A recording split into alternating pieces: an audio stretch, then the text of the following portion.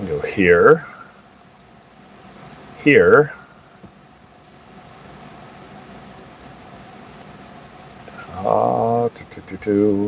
let's go here, and I'm not allowed to have comments. Oh, this is a crock-a-hoo-hoo.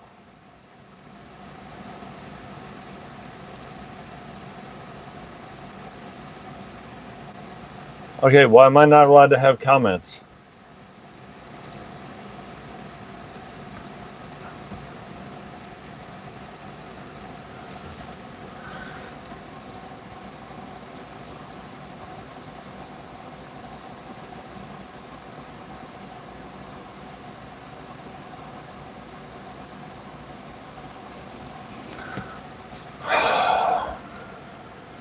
This is abysmal. This is abysmal.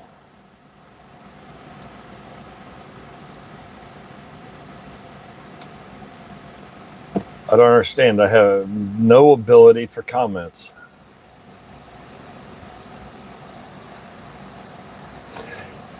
Yeah, I can see comments on my phone, which is not easy with the glasses. So usually I go through Studio on my laptop, so I have it on a bigger screen. It's easier for me to see when somebody sends a message that I can respond to. I'm not allowed. Apparently, there's a glitch in the system. It won't let me. I can see my lives. I can see all the data on it, but I'm not allowed to. I go into control room. I'm not allowed to see the chat at all. I don't know.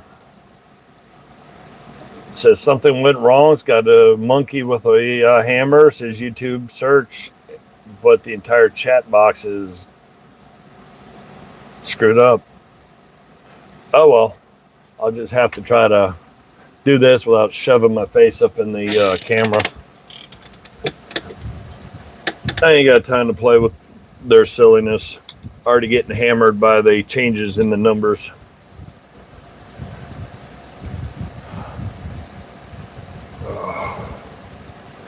No, I didn't get to do one Friday because there's a lot going on. So I decided I'd just pop one up today. I did snag yesterday a pair of Herald pliers. I figure they'd be pretty cool to get tidied up. I've never heard of Herald before.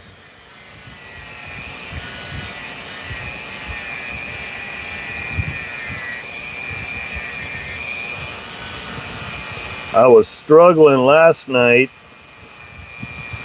trying to get my video out for today. We had 3.5 hours of severe storms. And as I'm trying to edit the video, export the video, and then upload it to YouTube, kept seeing everything flicker and the fan motor would dip down and bounce up. So I was like, great. We got a phase that's sliding in and out.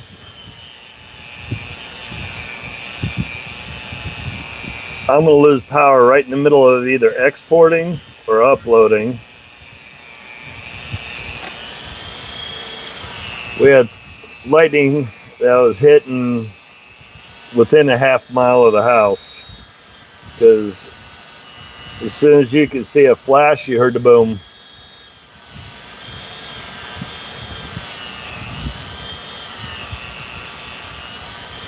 But the good thing is, at least this weekend, I'm not on call.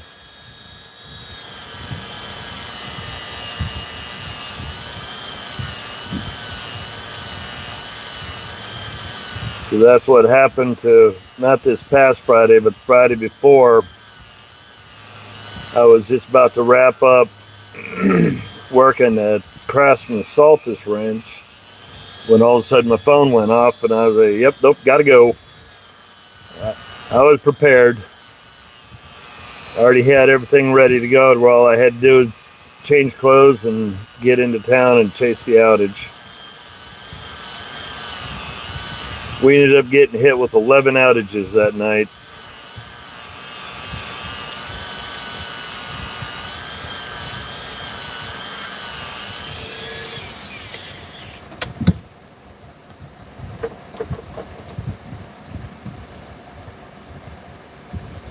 Knock some of the big chunks off.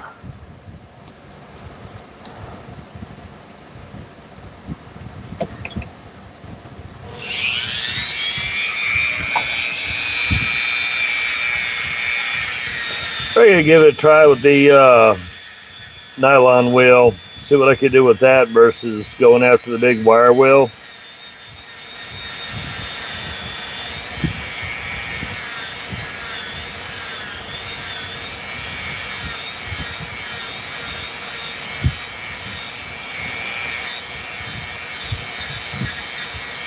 I usually use this when I'm trying to tidy it up at the end. I figure, what the heck, let's just give it a shot from the beginning and see what it does.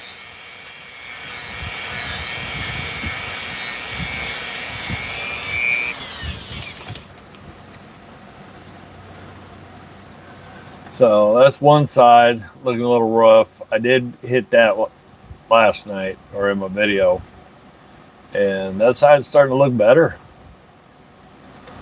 Not quite where I want it, but it's a start. But yeah, I ain't never heard of Harold before. It says Harold USA. So I'm definitely gonna have to do some digging on this company. Might find it on Alloy Artifacts. Get a little history, little location of where they were, what stores, if they were sold in stores, where they came from.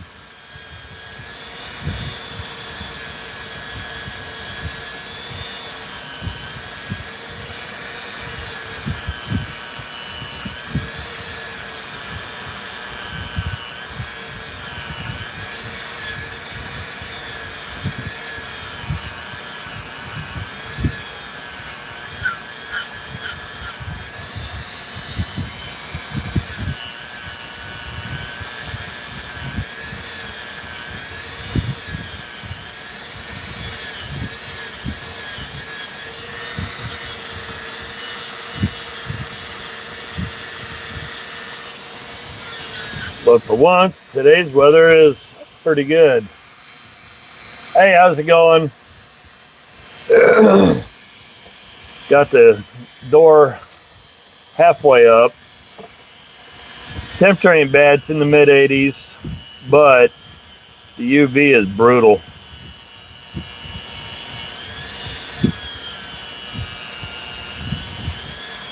You step outside, you can be in the shade, it's comfortable, but once you hit that sun and that UV hits you, you can feel your clothes cooking. It's almost like being inside a dry cleaner.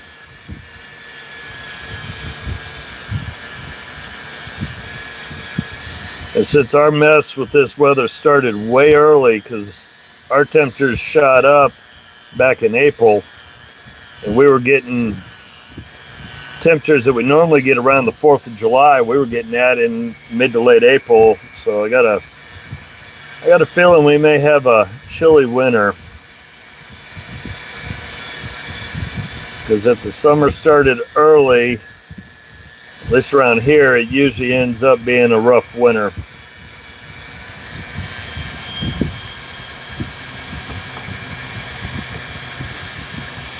Couldn't remember where I was at. I knew it was somewhere.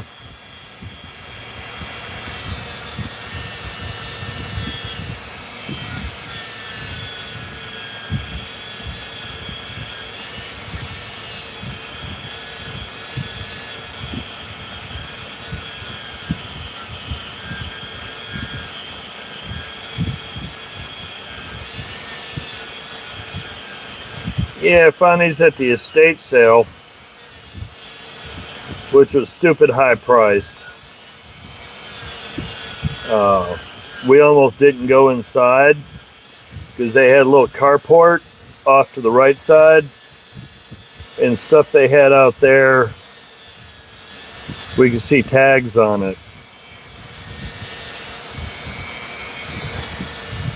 And they were looking at 4 or 5 times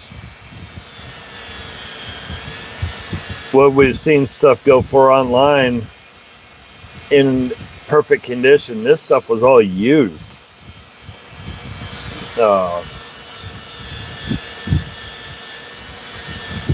So we went in, we were, well, yeah. Let me step on my tongue 2 more times. Hang on. Yep. Okay. Done stepping on my tongue, at least for 5 minutes. We walked out from under the carport, and my wife's like, yeah, these prices ain't for me. Almost bagged it and left.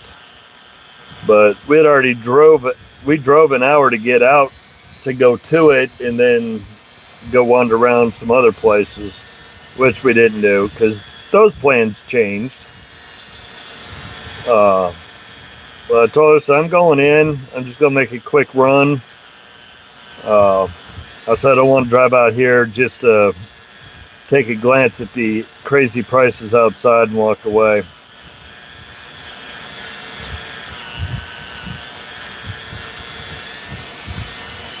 And I went inside, found a whole bunch of glasswares, classic antique stuff. Some of it was pretty cool. A lot of knick-knack stuff that I probably would have brought some home. They had some old, they had,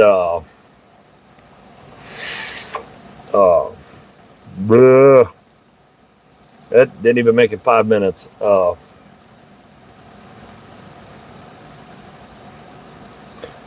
They had like old badges. They had old cap guns, tin type stuff. It was pretty cool. It was pretty, but the prices were stupid high. Somebody had a old early to mid 80s key fob, the flat plastic one that you looked at, you knew it was a glow in the dark, and it was from a local Exxon from whatever town that they got it from. They wanted $30 for it because it was an 80s glow in the dark key fob that you got for free if you filled up 10 gallons of gas or whatever that silliness.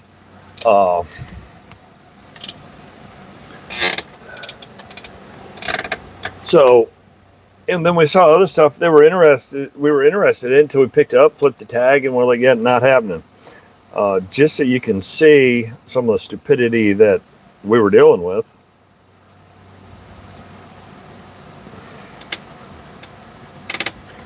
So there's a little plastic box, little plastic toolbox. You can see from the size of the wrenches and the screwdrivers, it's not big. And you know, those aren't, but what, this big, maybe that deep.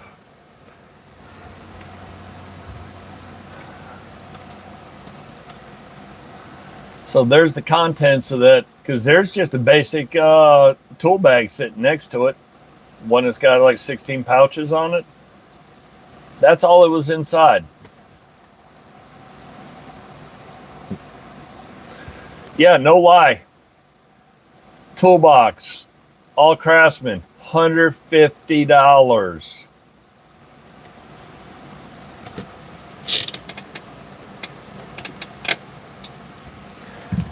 I did notate that auction house.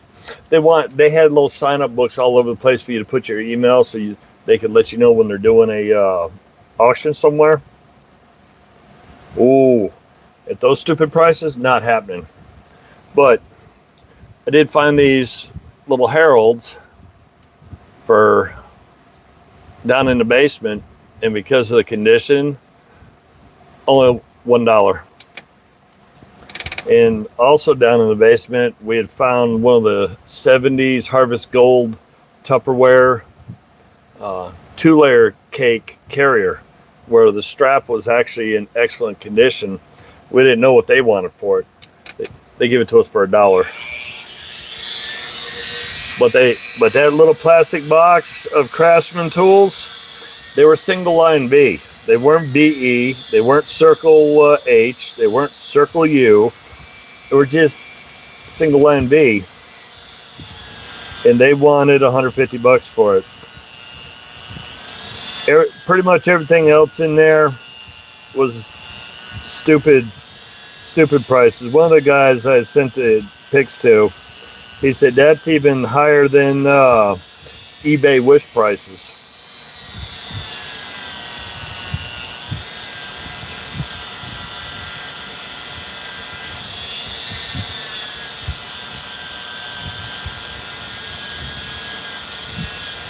That's why sometimes for me it's hard to get to an estate sale.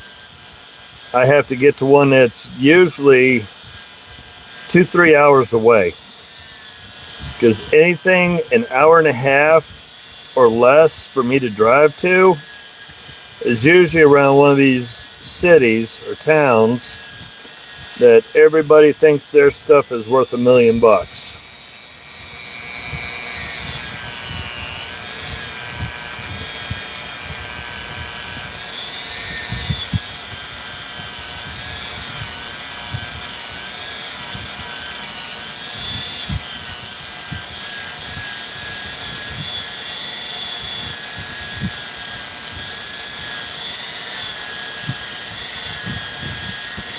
Yeah, I see guys around the that are near bigger cities and towns, and they hit estate sales all the time, and they're getting stuff at an acceptable, reasonable price. Yep, brain ain't braining.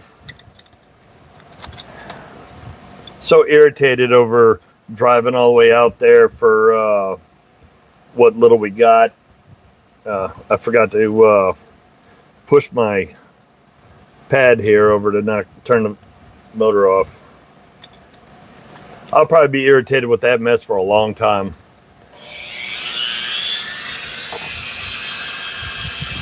But you can't tell. You have no idea how a vendor or an auction house is going to be, or how they're going to run their business until you deal with them. I have an auction house that plays games, and I caught them playing games.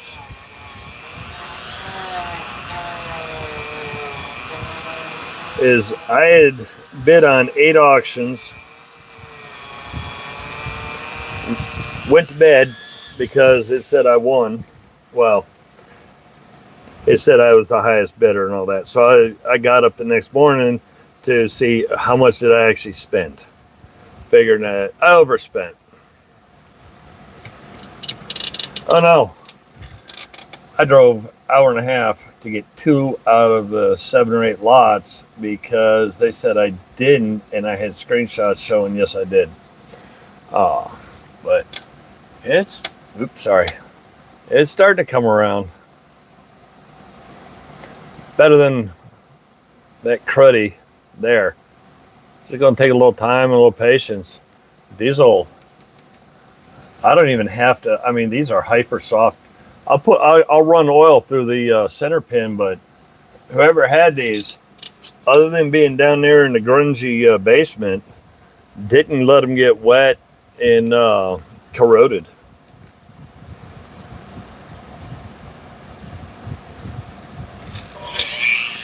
They just got that basement grunge going.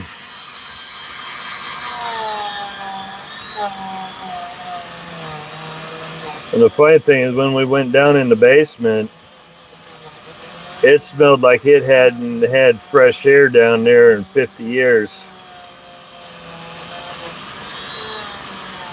I don't know if anybody's been around the old hardware stores where they have a basement that they use for kind of storage, but occasionally they'll use it for extra stuff for people to go look at or pick up.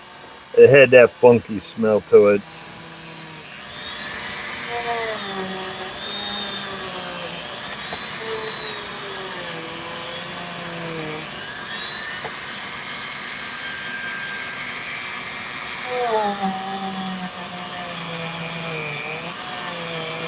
And we got up early thinking we were going to be able to get some,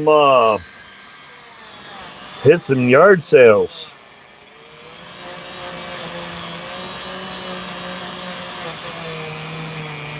You know, for no grandkids, no plans. We were thinking we were going to hit yard sales on our travels in and around.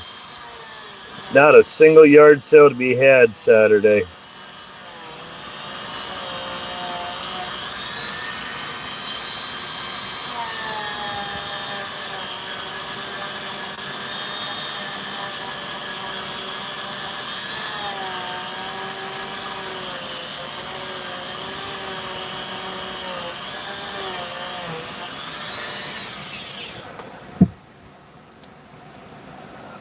What are you doing today? Oh, right now, sorry, I forgot. I can't see up here, so I was waiting to see the screen bounce. I forgot I can't use that up there. Cleaning tools right now. I didn't do my Friday live. Sorry about that. I did not. The text on the cell phone is so tiny, I didn't see it. So it was trying to get it from that grunginess to make it look good again.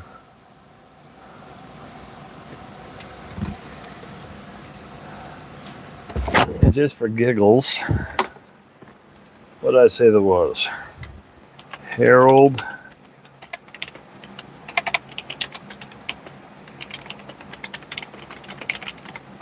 Let's see what this says.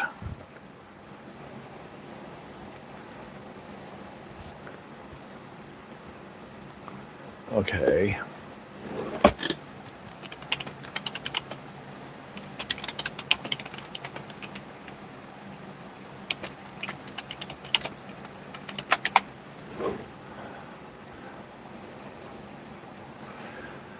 Pliers by Harold USA, specifically Harold Tool and Forge Company, were produced early 20th century. Examples in the 20s to the 70s. So 50 plus years old.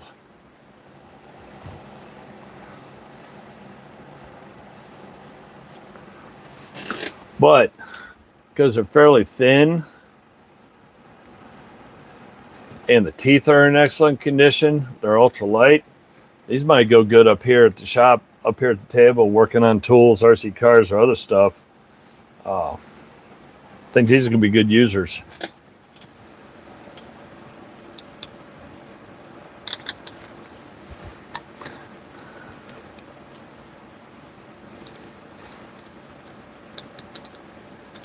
Actually, you know what? Since my brain is half functioning, half not functioning, let's do this. Dum dum dum.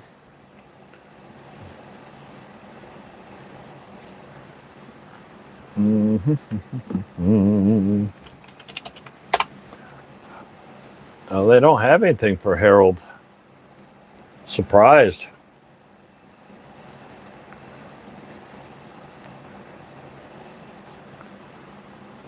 Yep.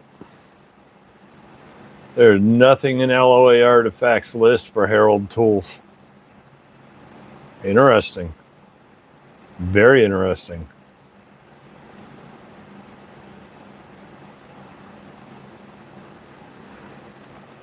That means at some point in time when I'm up in the middle of the night, I might have to do some digging and try to get some history of them. Manufacturing location of Columbiana, Ohio.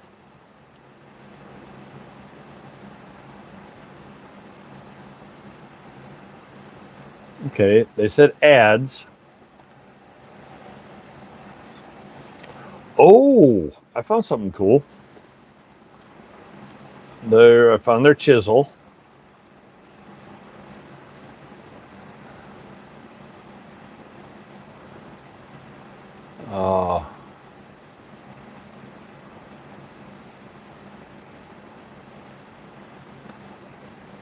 So there's a place, archives.org.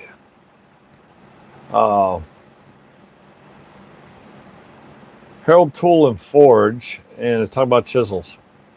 I may have to dig into there and see what we can find, what I can find. Maybe able to find a old advertisement that somebody uploaded for these things. That'd be pretty cool.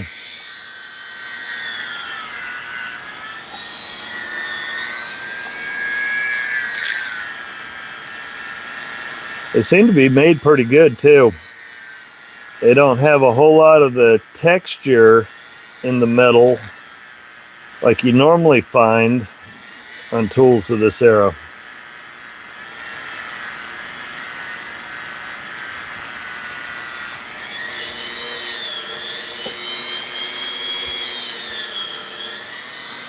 Because quick pass and it cleans up quick.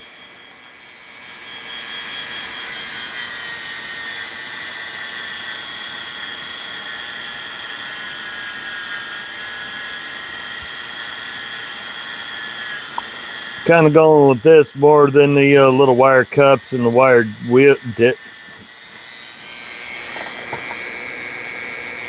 these dumb things. Because last night I was working on a tool. Actually, you know what? Frank Mossberg wrench. Probably for Model A or Model T. Because Mossberg did make a lot of tools for Ford. Stupid cheap stuff. I got turned into a pin cushion. I pulled about 7-8 wires out of me and easily a dozen or so out of my shirt.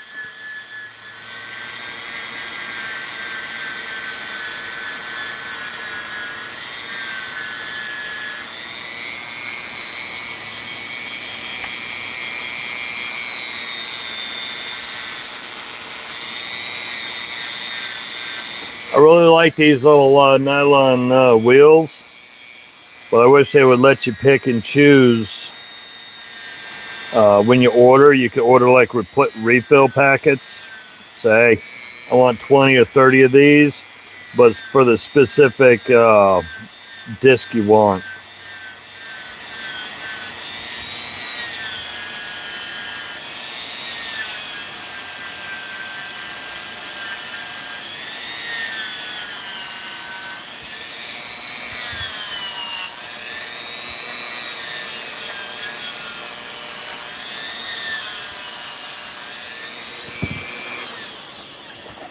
So unfortunately, you just get a kit, and I used my dark green ones up. Now I'm working down to the blues. I do use these for finesse work, but primarily I'm trying to get large amounts of crud off.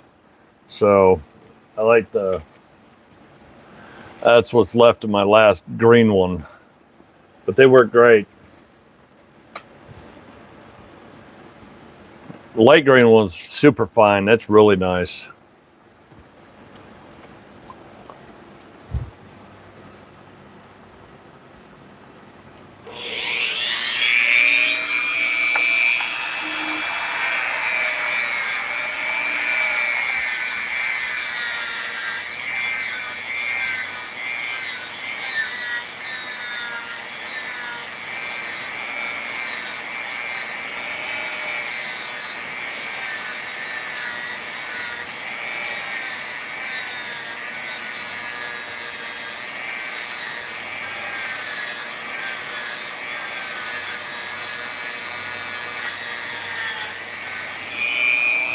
Now that I think about it,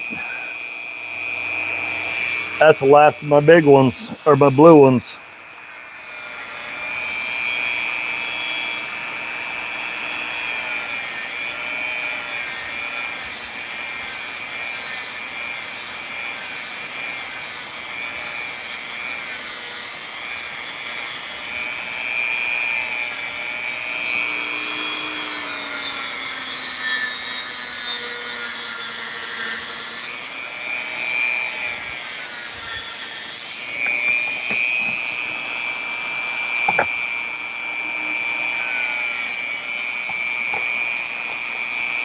Trying to see what I haven't done yet.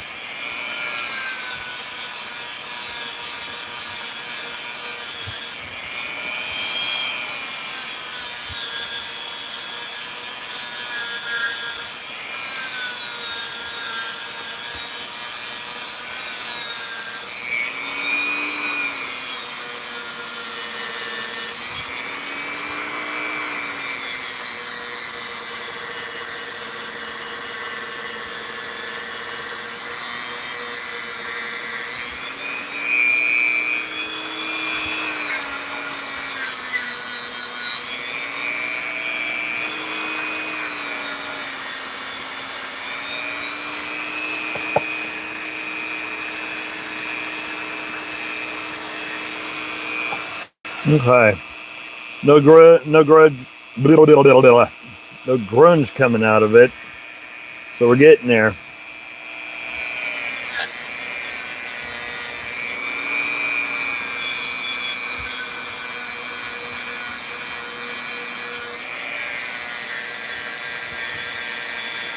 The estate sale wasn't a total bust.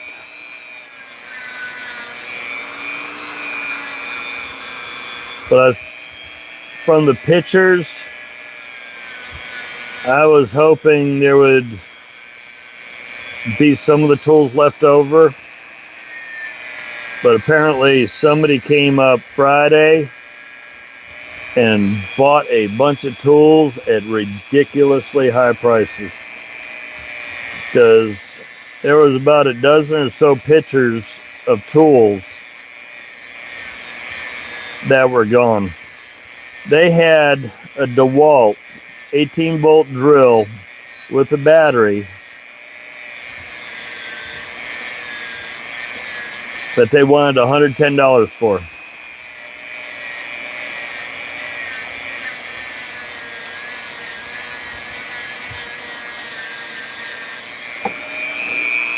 Now, it's been many years, probably close to 10 years since I've seen anybody using the 18-bolt DeWalts. I mean, heck, I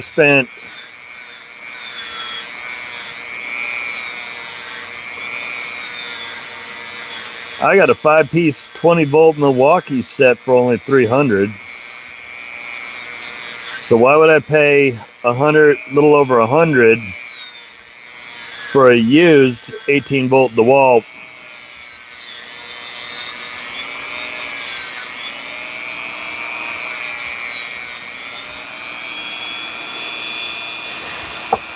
They had Mrs. Bigfoot found a 10-inch supposed cast iron skillet.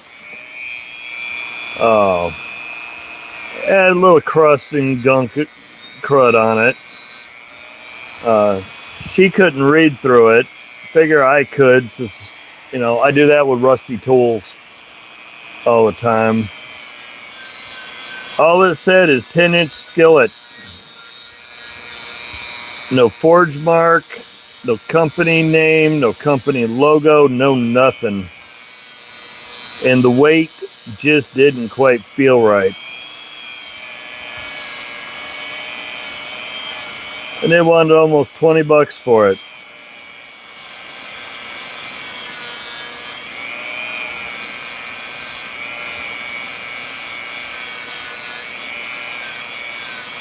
When I know I could get a larger one from a quality company, secondhand, that's not cracked or damaged, for about that or less, not some unknown company.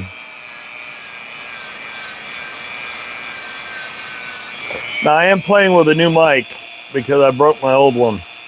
Hopefully the audio isn't too bad.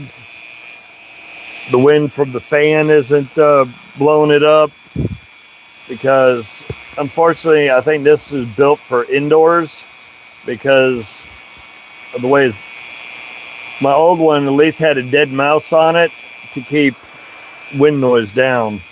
This stupid thing don't, but the battery lasts a long time.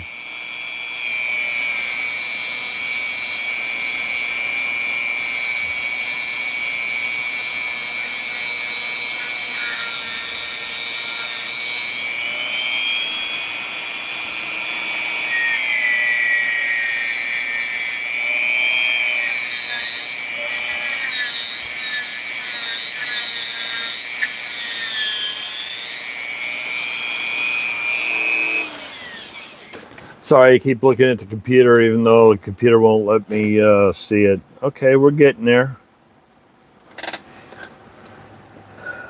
Coming around. Still got quite a bit of work to do, but I think these are going to be great up here with the little micro tools I use for the RC cars and electronics.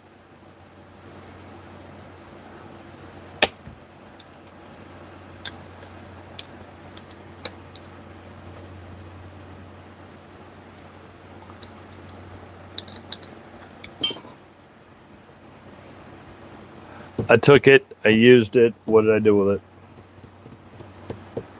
Doggone it. I had. Okay. I gotta go get me another one or two. I got plastic razor blades. You know what? I'll just steal this one.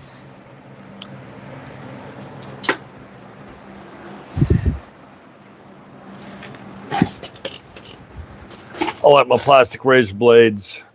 They're good if you got something stubborn like that where you're not digging into things. But they're also good at splaying out the wire on these bits when they get twisted because of the high RPM of the Dremel.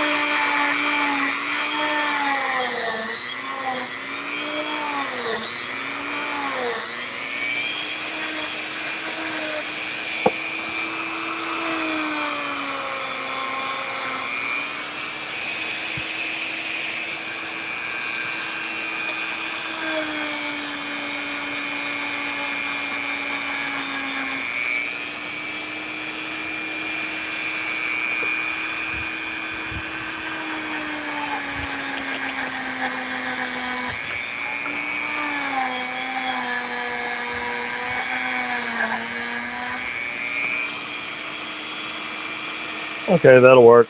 At least for that. We'll get to the teeth later. Now the fun part. I always get excited when I see pliers with knurled handles. I don't know why. There's just something about the knurled handles that I really like.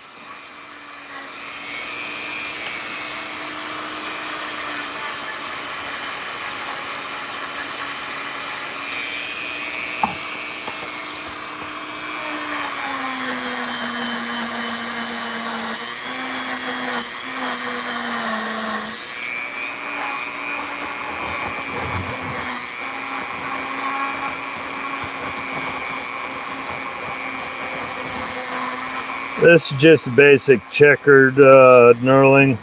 I like when they get really wild with their designs.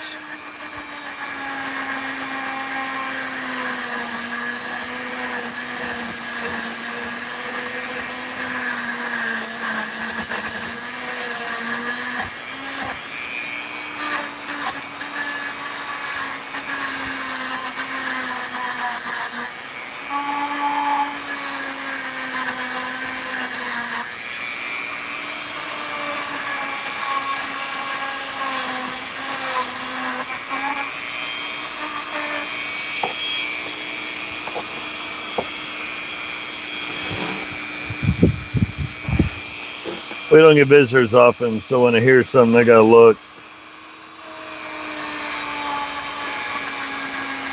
Might be a delivery.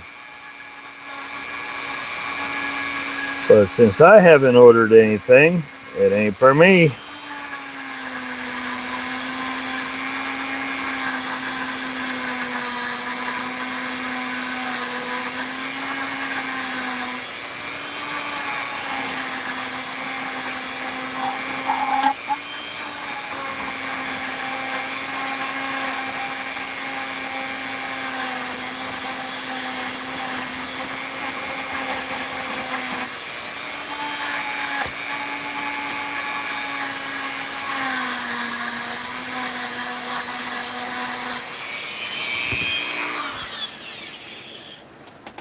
Hey Don, how's it going?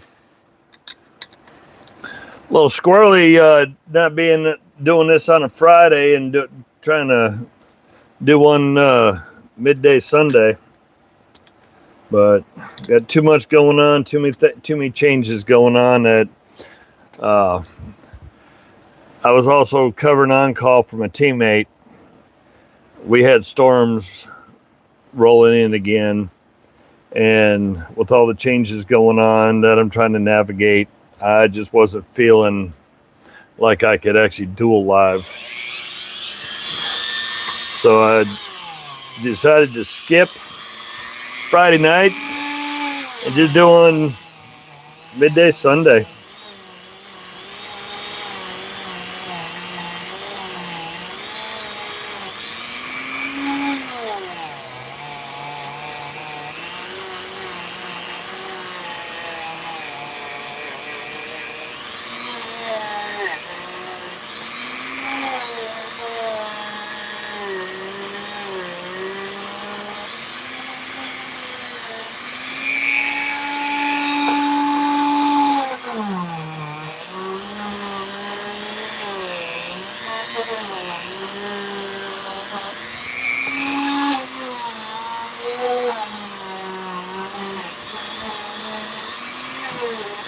And I can do a lot more.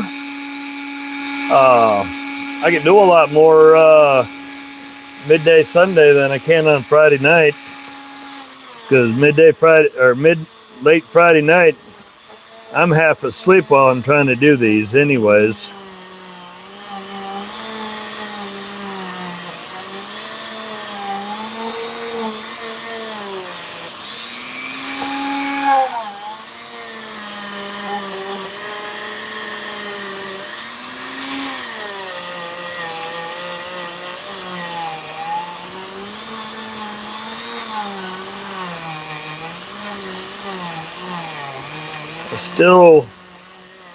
Still go brain dead all the time.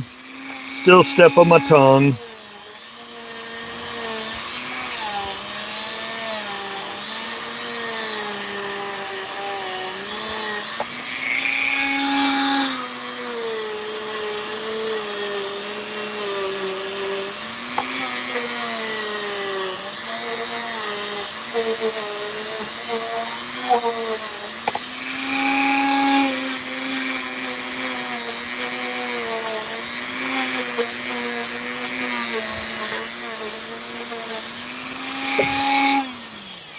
And now I am covered in wire bits.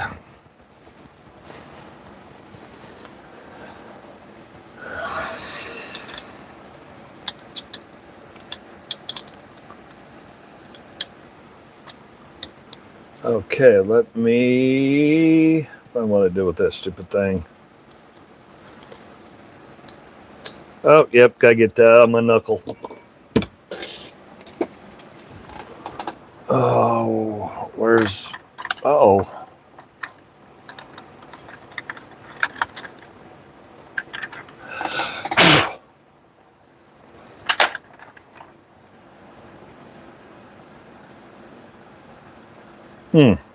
Of all places for it to go is right straight into the knuckle. Why couldn't it hit the fat part of my hand?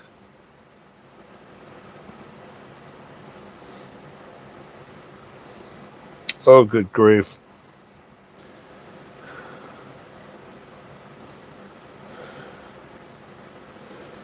And this is what I hate. The cheap ones. But, okay. Close enough. Pick them out later. Okay, what do we got? Oh, geez, I'm trying to use the mouse and I can't use the mouse.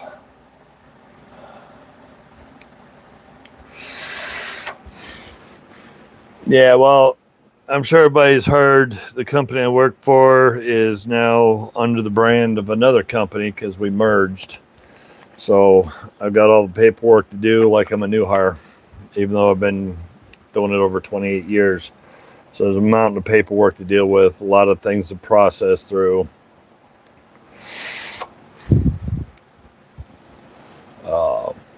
So just one of those things. Just got to deal with that. But then, we had storms. I'm exhausted because I was on call last week and the weekend before when we got hammered with storms. I'm trying to deal with everything by myself. So Uncle Sam's going to be happy because I got quite a bit of overtime. Oh.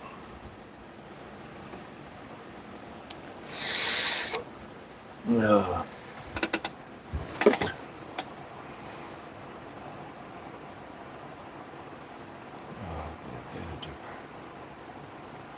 Whoa. Hold on, I'm slowing down. I'm trying to... Sorry, I can't use my laptop for whatever reason. It won't let me go into... through Studio, it won't let me see chats. Usually, anybody that's watched me before knows usually with tools, I go over to the 8-inch wire wheel, blast it there. But I just wasn't in the mood to go play with that, so I decided to use the Dremel instead. Thank you. Gloves. Pardon for tender ears, because I'm gonna say a word that I don't. That might get me hammered by YouTube and the censors, but it's just what I've called them all my life, and I will call them that to the day I die. I don't wear bitch mittens. Sorry. I cannot wear any kind of gloves on my hands because I need to feel that subtle little tiny movement. And that is why even with hands the size of mine, I can play with electronic screws. No problem. So I can deal with little electronic screws. No problem. I got to have that subtle little tactile touch doing stuff. Even when I'm working on large stuff, you feel that just as subtle. Anytime, any type of glove, even, I'll put them on if I'm doing stain, because I really don't want stain in my hands, and then I have to hear about why my hands are stained. But yeah, I don't wear gloves at all.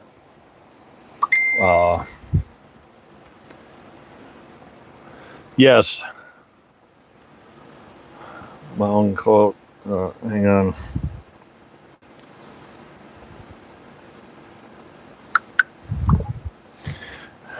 In my box, yeah, I still wrap my own coils.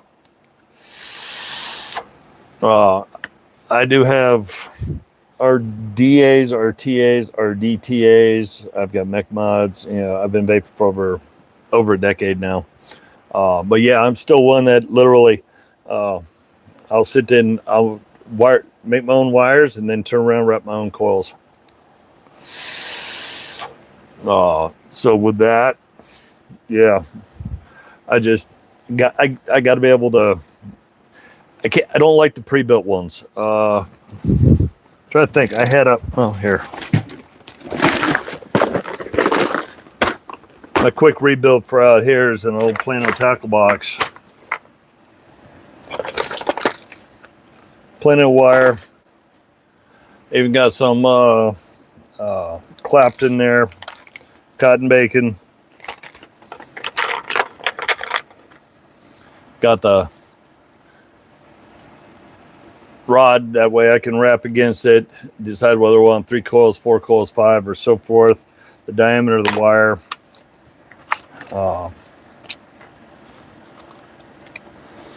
Now, these are kind of pre-made, but not pre-made, if that makes any sense. I built those, wrapped them, and dropped them in there in case I'm stressed out, frustrated, and I need to do a quick change.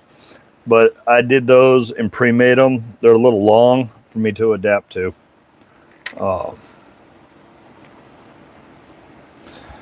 And like anybody that's ever dealt with a box, I got a million of these stupid little micro screwdrivers.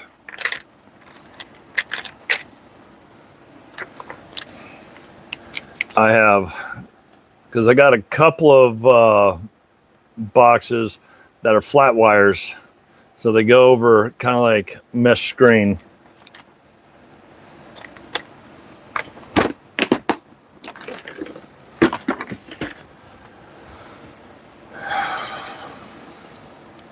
But sorry, my squirrels went all over the place, everywhere they weren't supposed to go. And that was, yep, they're gone. They took off and ran away. I have no idea what I was thinking. So I saw this. I knew I needed to try to finish this one up.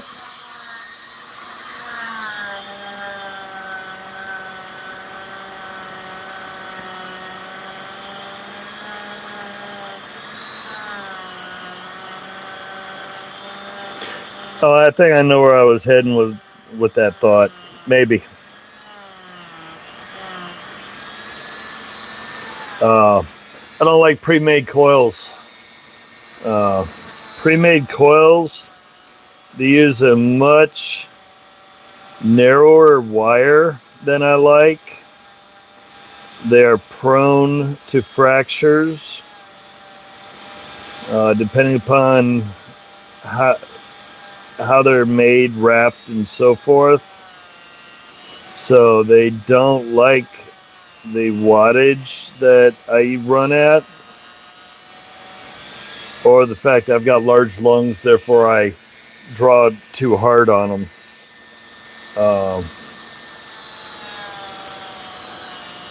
By doing that, yeah, I've burned up and blown out coils. When I started vaping and building my own stuff, oh my gosh, I had destroyed coil after coil after coil. And it wouldn't take me but about 10-15 minutes, and then I ruined them.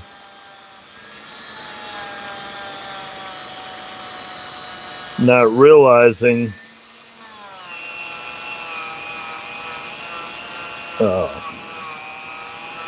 what I was doing. Then I started actually just sitting there doing the math, looking at my batteries, looking at the battery string of the two batteries, potential resistance internally of the device before it processes through, then going up the RTA, what loss am I going to have across that, and then how am I building my coils. Then I found that if I ran just a little bit thicker wire, it would support better. And I was sub-ohm vaping before it became popular, because I was running 0.02, 0.2, 0.18 was my standard. Well, most people were still at 1.5 and 2.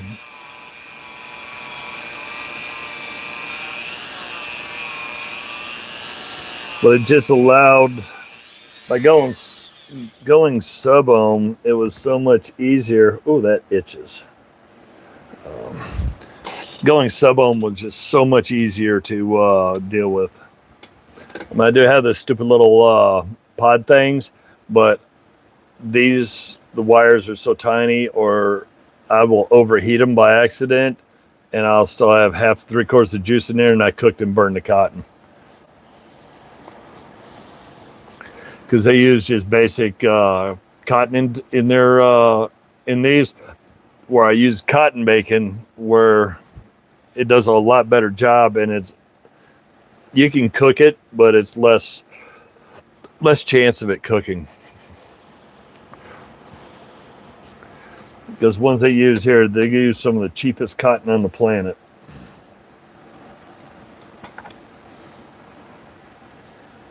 I think that'll be okay. Throw that in the trash because that's toast. Let's get the cotton ball out.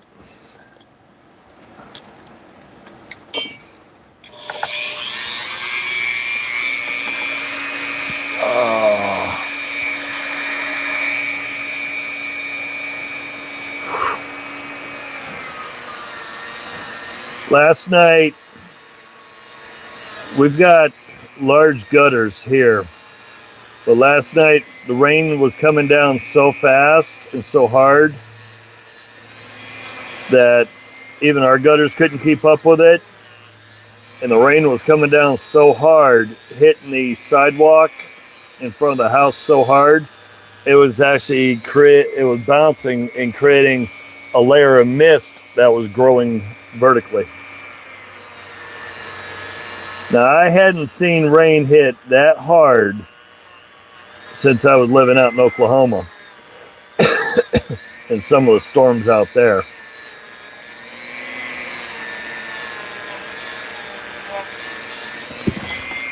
Knock on wood, we didn't lose any trees and nothing hit the house and no lightning hit. I mean, it hit close, but not enough to do any damage to us. So, definitely happy about that.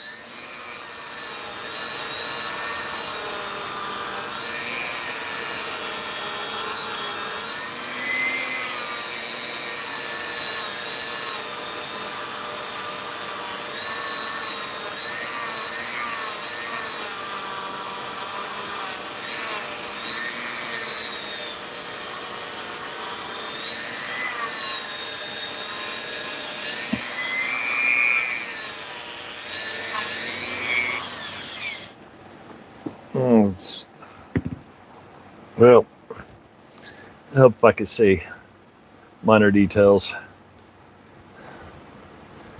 Goodness.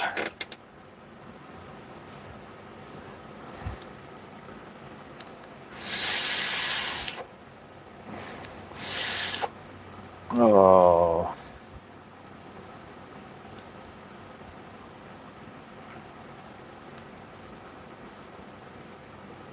Can I?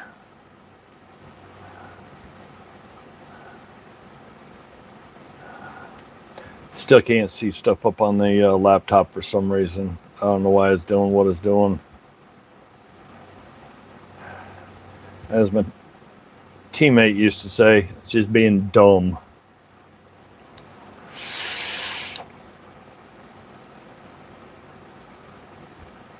Content. Come back over to this. Go into control room, and yep, nope, still can't see it. But the little cotton balls, varying grits, they do good. Now I need to get a rag, clean it up.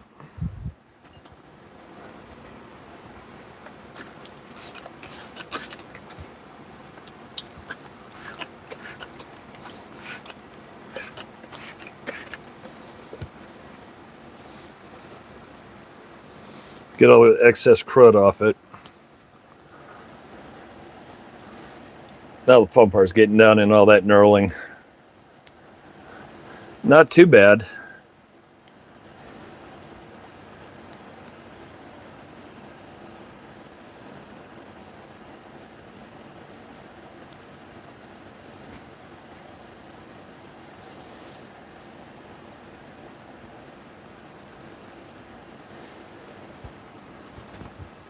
Set that there.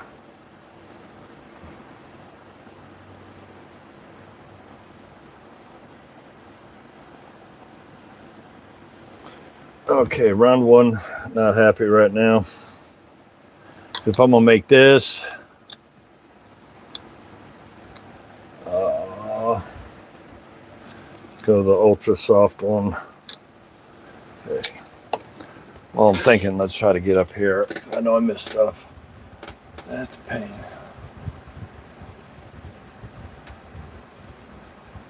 Oh yeah. No doubt. Stuff you've long forgotten. Stuff that's useless and not pertinent to anything, but they want to act like I'm day one. Thanks for joining up. Oh, I've been calling them that since I was a kid. Some adults never liked me saying that, but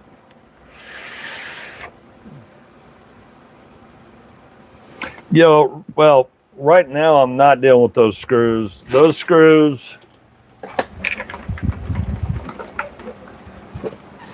wife had a little cheap USB-A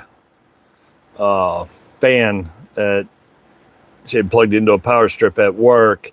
Somebody reached over, snagged it, and it hit the ground. So I carefully dismantled it, got it down to the little board, and I was troubleshooting the board. And I got power coming into the board, got power crossing the board over to the micro switch. Coming out of the micro switch, I still got my 4.92 volts.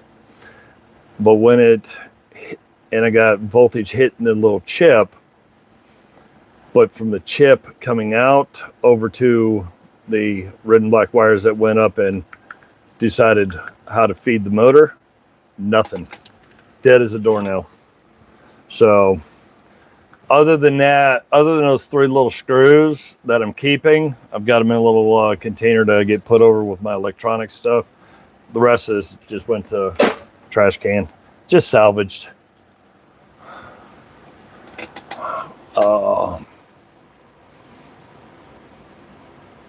She brought it home. Instead of throwing it away, she brought it home thinking I'd have fun digging into it. So I stopped what I was working. I was working on something out here. I stopped what I was doing. I had to play with it.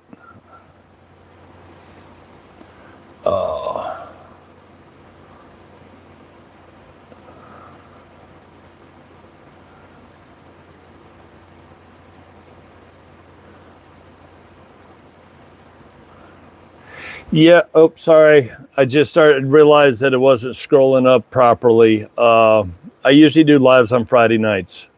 This is a one-off thing because I had a lot going on Friday night.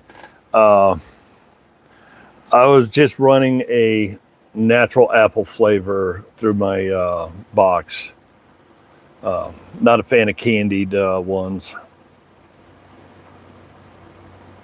But this is Miami mint, so it's a nice transition. So this is my primary, but I don't want to get vapor's tongue where I'm just vaping the same flavor and I don't taste it anymore. It's like when I smoked for 20 years plus 24 years, whatever it is. Smoke, you didn't really taste the cigarette. You just had the warmth, you had the dry, you could feel it in your chest, but you really couldn't truly taste the cigarette because I smoked the same brand and same style all the time. I don't do that tried not to do it with vaping, so I have my base flavor, which, like I said, it's apple. It tastes almost like a blend of a Granny Smith and a Washington. And then I have this that I'll bounce back and forth, keep a change of the flavor on the taste buds so I don't become desensitized to any of the flavors. If any of that makes sense. Sorry, I was trying to play catch up with the ooh. Found a wire. So let's give this a quick go over.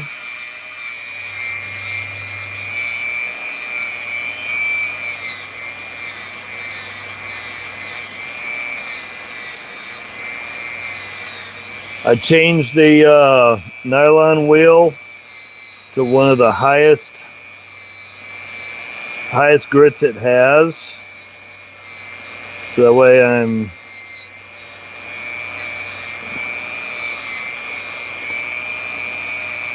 I can tell you what it claims it is, but I couldn't tell you what it really is in reality.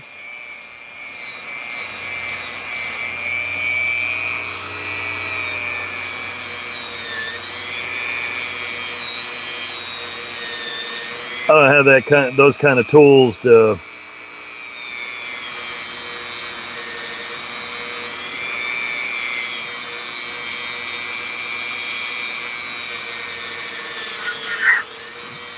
be able to identify that mess.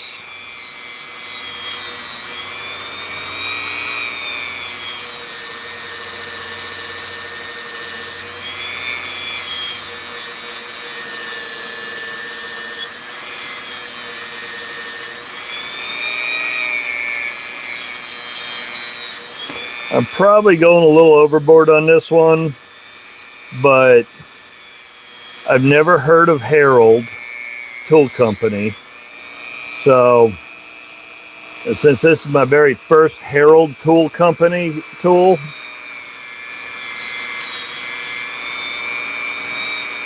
I don't want it to just be decent user.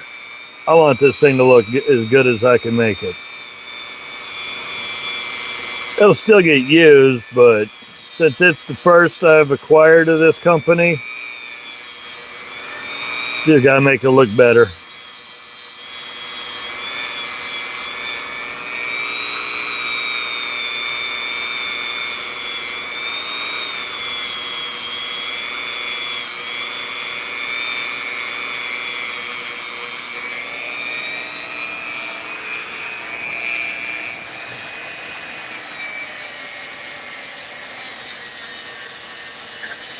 I think I'm going to have to try to make a slot right here on my pegboard for it.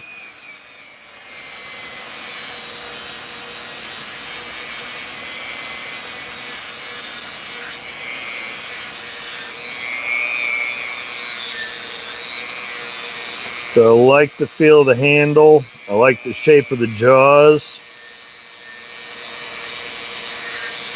It's not wobbly.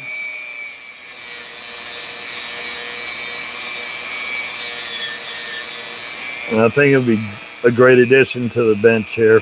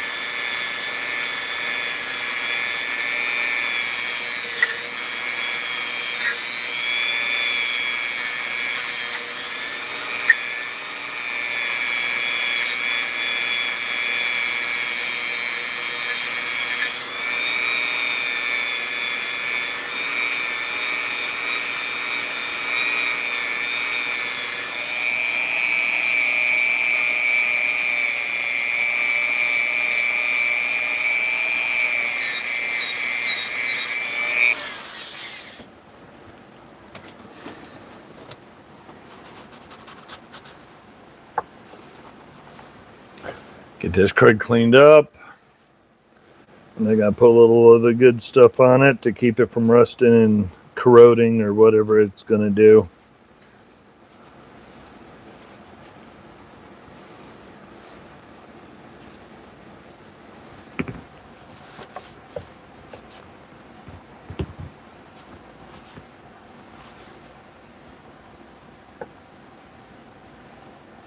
Oops, I forgot this side.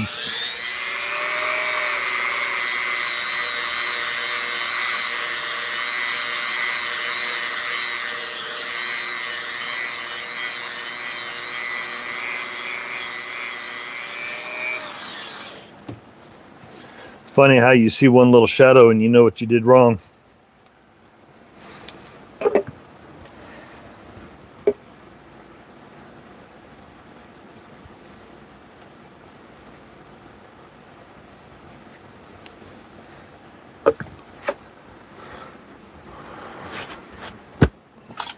Oh, make sure. Okay.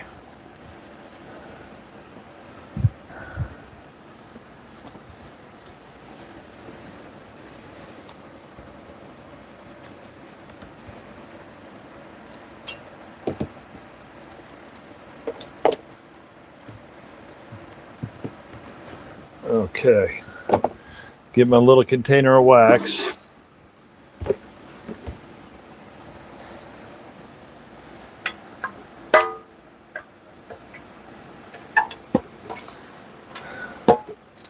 can't complain. This was in an estate sale a couple months ago. Mrs. Bigfoot found some stuff she wanted. I found this, and it had never been used. It was a brand new tub. So we talked to them about her stuff.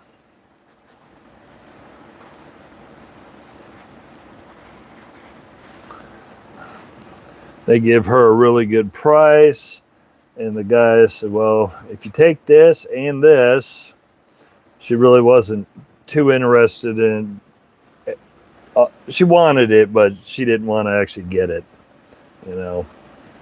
And the guy says, if you take all this, I'll give all this to you for, say, $20. I think it's $20, $22, something like that. And I said, oh, yep, don't forget. I said, we got to figure out what you want from the container of wax. And he said, well, if you buy this, I'll give you the wax for free. I was like, well, you wanted the wicker basket. You wanted this. You wanted that. Let's just do it.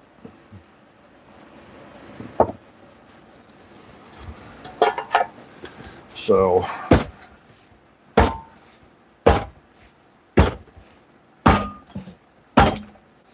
I got me a 5-pound container of wax, and it'll never get hard and crackly and all that. Why? Because it's bowling alley wax.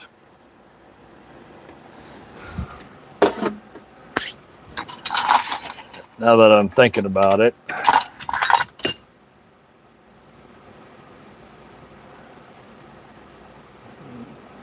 let me do something to see.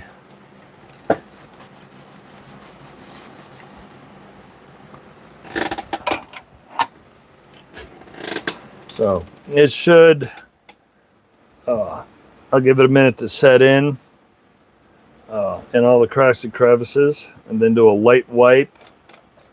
Not an aggressive wipe, but a light wipe with a soft cloth. That way I don't pull all of it off it. And hold on a second, because I got started doing this and forgot completely. I didn't get anything to drink. So I had no water and no nothing.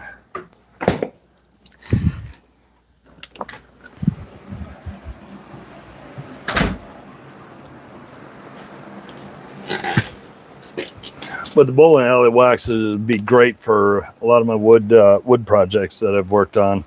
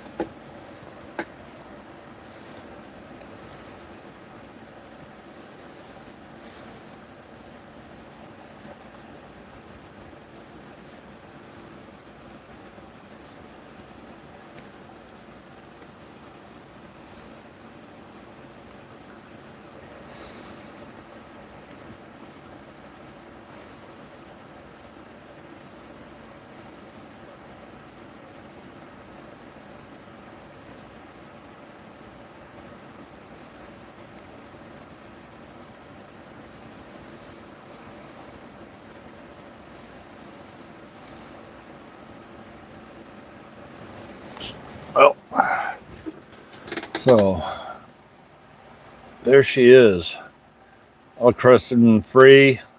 Knurling looks good. Insides, jaws look good. Just a little bit of dinging, not too bad. It's in really good shape for its age. And Harold Tools Company. I just got to figure out where I can put them up here.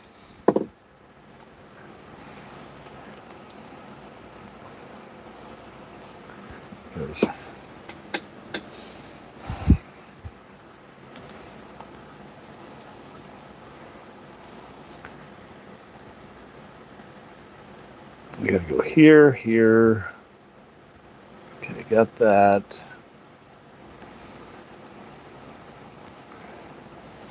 Double check the radar just in case. Thank you. I've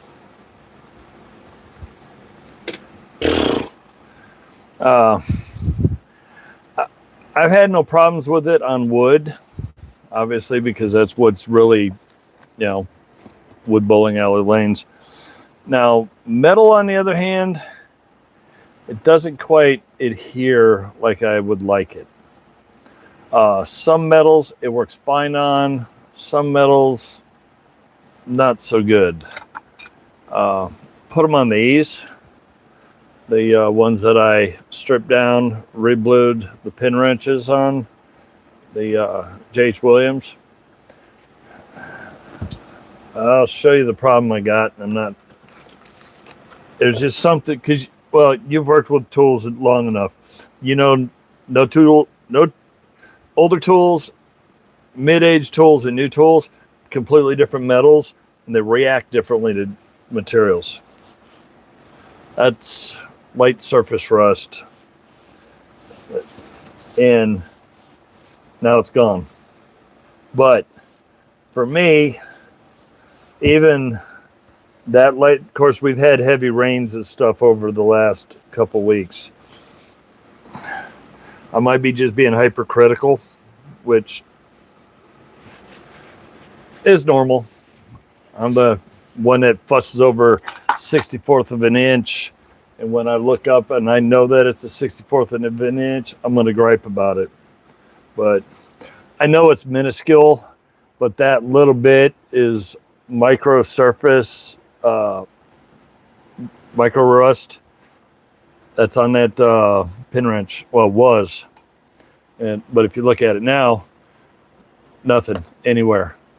So I don't know whether it's just the metal or what. I mean, it's not bad. I mean, geez, that's faint. And it could be because those older tools like that are porous. So I may not have gotten enough down in to seal it. So in those little tiny dimples in the pores, or a little pitting like this, boom, like that one, the pitting up in here.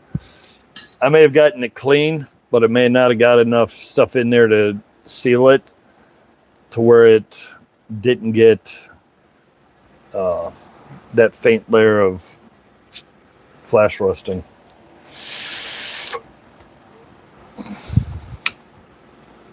But yeah, these little bad boys are nice, and I mean, they're super slick. To be honest, I know I said I was going to put oil in it, but for the most part, I don't think I need to put any oil in it. There's no friction on it at all. Literally no friction.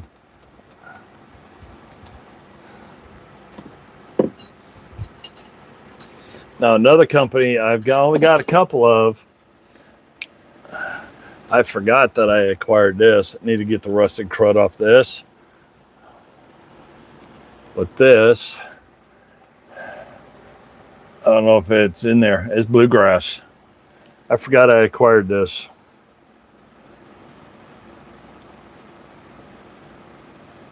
This is going to be one of those. It's going to be a pain in the rump. I'm not getting any resistance of crud up in the handle. It just feels like dried out oil up in there. No metal on metal squeaking. And I don't think that'll be too bad. But before I get started, it's what I usually don't do. And then I screw up until the very end. Then realize it. Check ball detent before you break down a ratchet. You start working a speeder.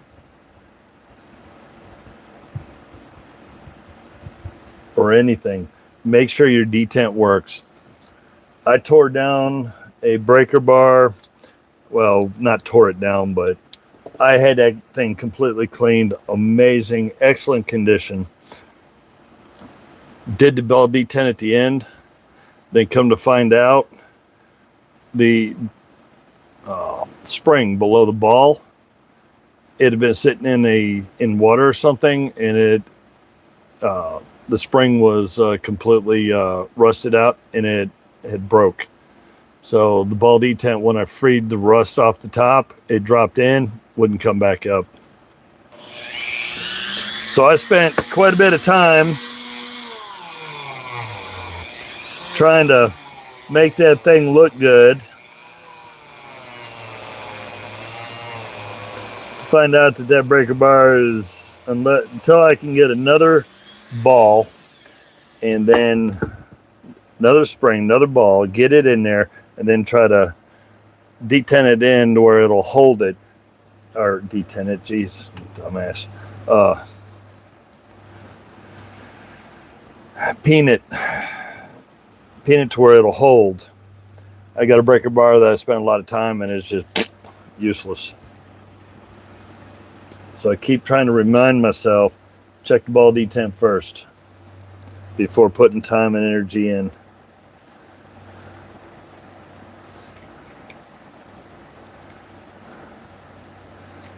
And she goes in smooth, rolls, and this thing is full shine. There's no rust on this ball detent at all. So the internal of that is good. Just got to make the rest of it look good. I don't know why, but I'm attached to speeders. I really like them.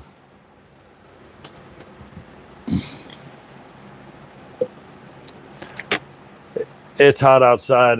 It's starting to condensate, so I didn't want puddles everywhere. Check my phone real quick.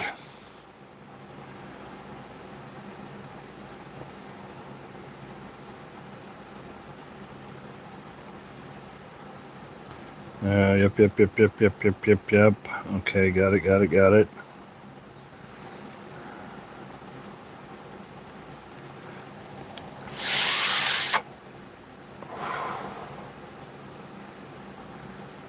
Okay. So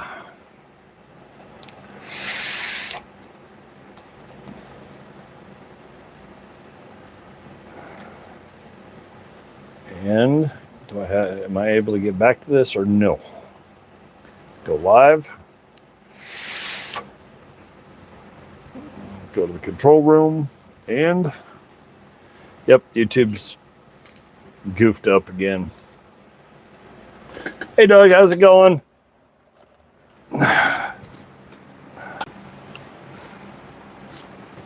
Oops. So tidied up these. Never heard of Herald tools before. So I had to take a little extra time, do a little extra work on it.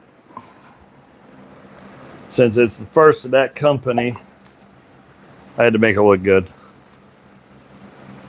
And I forgot to prep for this, so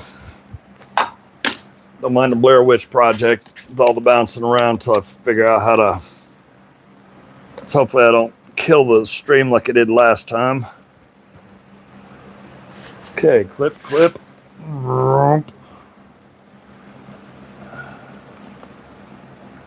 think that's close. Yeah, I know. Still got to clean up this old Ford oiler. I clean it up, and it's not in bad shape. I just saw it in the camera and then realized I'd forgot it. I needed to work on it. I want to clean it up, hyper clean,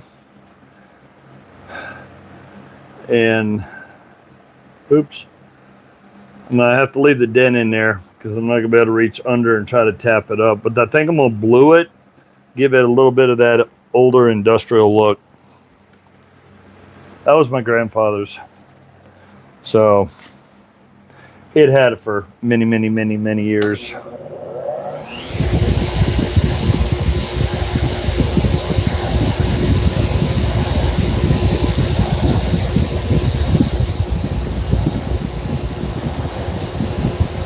Yeah, I figure that oiler with a nice light bluing, that would look pretty nice.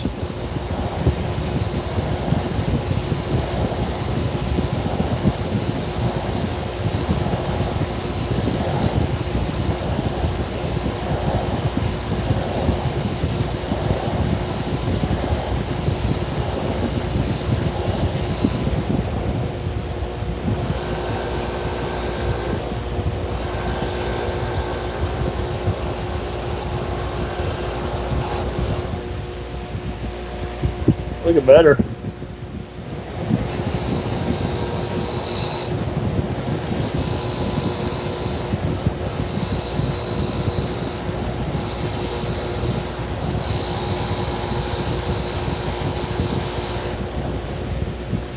Now the part I hate with these.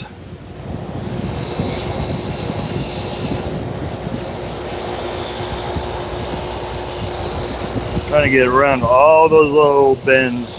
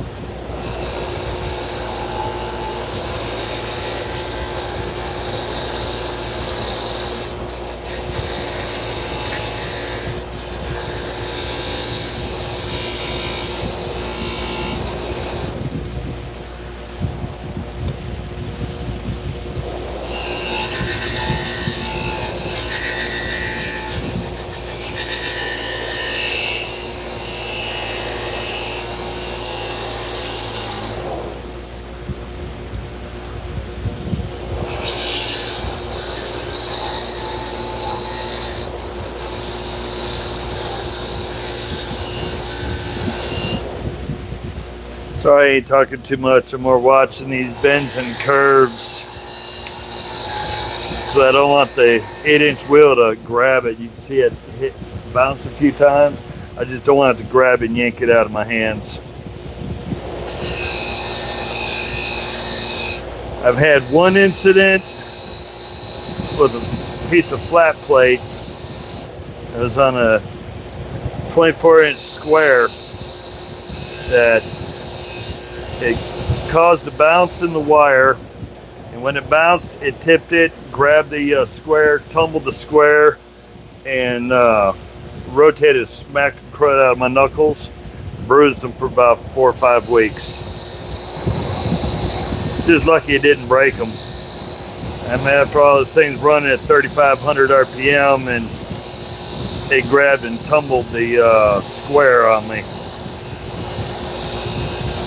So when I start dealing with curves like this, especially something that has a spin handle, I just got to make sure that I get a little hyper focused, pay attention to the subtle changes in the wire, where you can see the wire bending or twisting. Try to catch it, stop it before I end up getting this and lose control of the tool and get the snot kicked out of my hands again.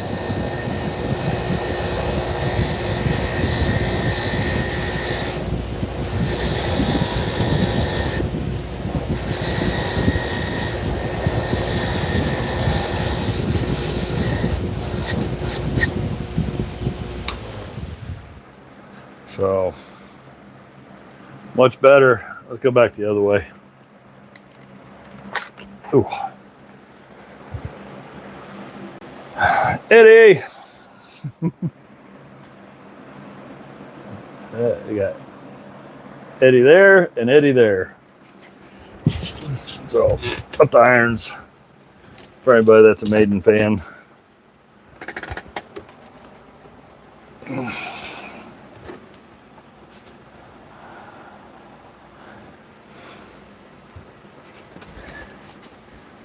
Ooh.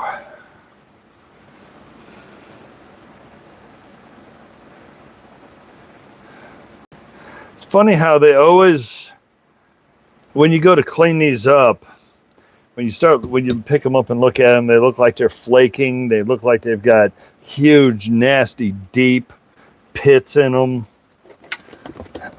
where you're like, don't know if you can save them.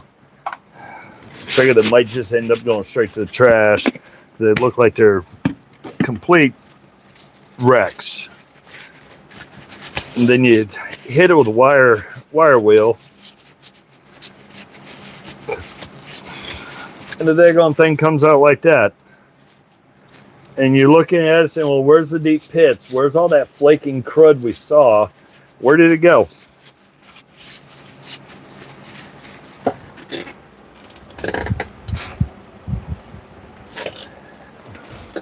Because all that deep flaking and rust, what looks like rust and pitting down in here, is pretty much gone. All I see is wipe down the oil and oil that up, because even that looks pretty good. Been lucky. Never heard of bluegrass until about, I think it's probably been a year now. And then all of a sudden, bang. Oh. I started finding the random bluegrass tool here and there. Never seen them. Umpteen years. Never seen bluegrass before. Not sure who I was watching. I think it was last fall. Here's a bluegrass, and here's another bluegrass. I'm sitting there like, what's a bluegrass? Well, I had a wrench I was going to show you, Doug, and I have misplaced it. Oh, there we go. This was a rusted rack. If you didn't see my video from earlier. Then again, you may have been the one that commented on it. It just dawned on me. I was like, wait a minute, he's probably the one that commented. I know somebody commented saying that Frank Mossberg made a bunch of stuff for Ford. So I'm thinking that might be around the era of a Model T.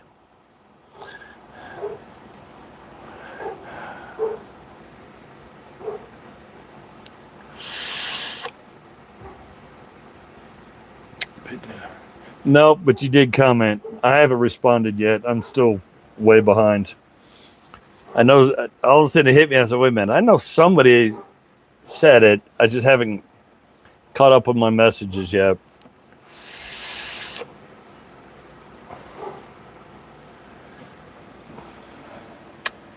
Need to wipe down.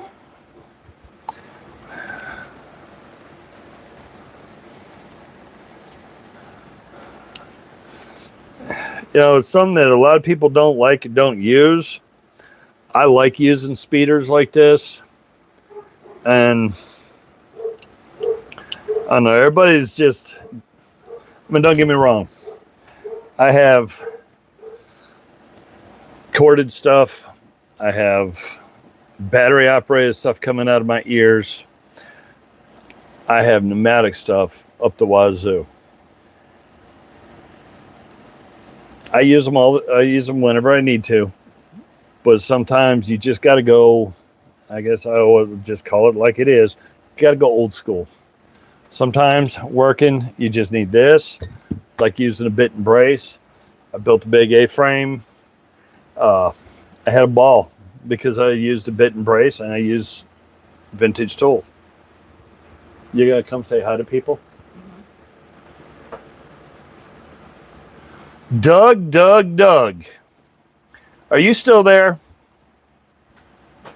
I don't want the thing. I don't want his address on it.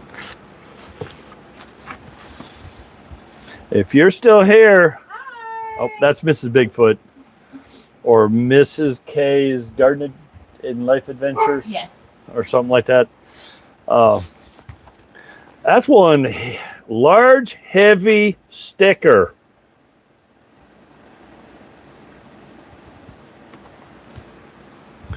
I don't know where you got large, heavy stickers like this.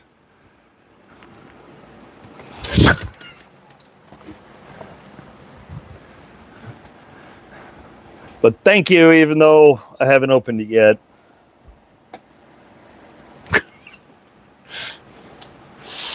That's okay. I can't say much because I got some things that are little tool but not tool related that's coming your way anyways. As soon as I can find the right box.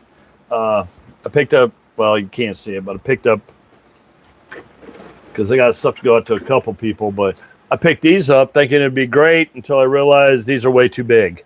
I need something more half the width, but the same height and the same length. So I'm working on the box. But I thank you. Hey, Jim, how's it going? I think you'll like it. It'll be, like I said, it's tool but not tool-ish. I think you'll like it. I only made 5 total. That's going out to anybody right now. You're one of the 5. George is getting one. Resto Rob's getting one. Steve at Dirty Nails is getting one. Jesse's getting one, and you're getting one. They're falling under my prototype. So my first run, first attempt, you're getting it plus some other odd stuff that for the channel. But I figured it's something that'd be cool for your little shop. I know what I was trying to do when I screwed up. I was trying to figure out how I could actually see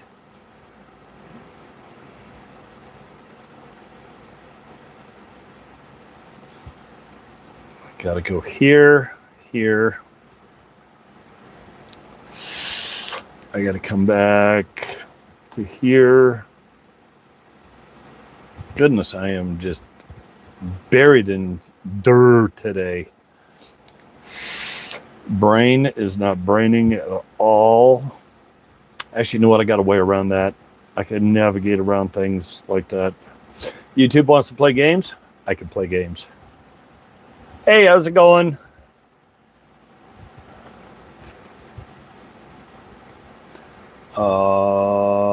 I want this. Audio is gonna get clipped.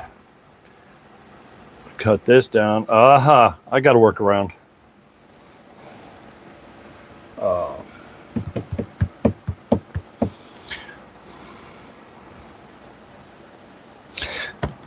That'll be in Wednesday's video because I gotta clean the new spot. The new plate I'd mounted is covered in dust and debris, so I want to make sure it's clean before stuff gets done. And oil, that's what I was doing.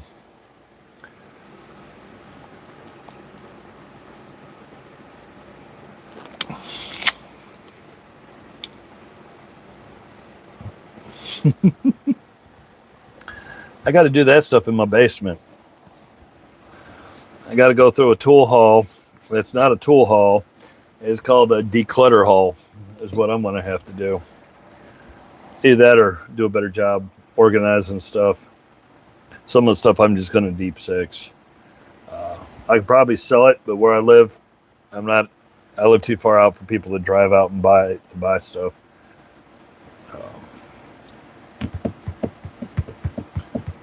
Oil.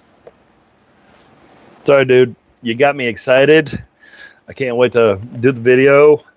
And I forgot what I was working on right now.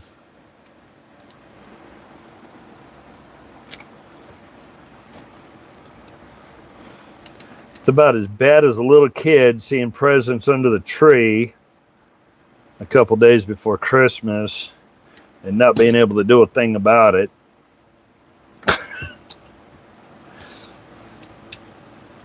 Well, it makes it worse for me. What made it worse for me seeing presents under the tree is my birthday is Christmas. So that made it worse because I didn't know if that box was for a birthday or was that box for Christmas or what.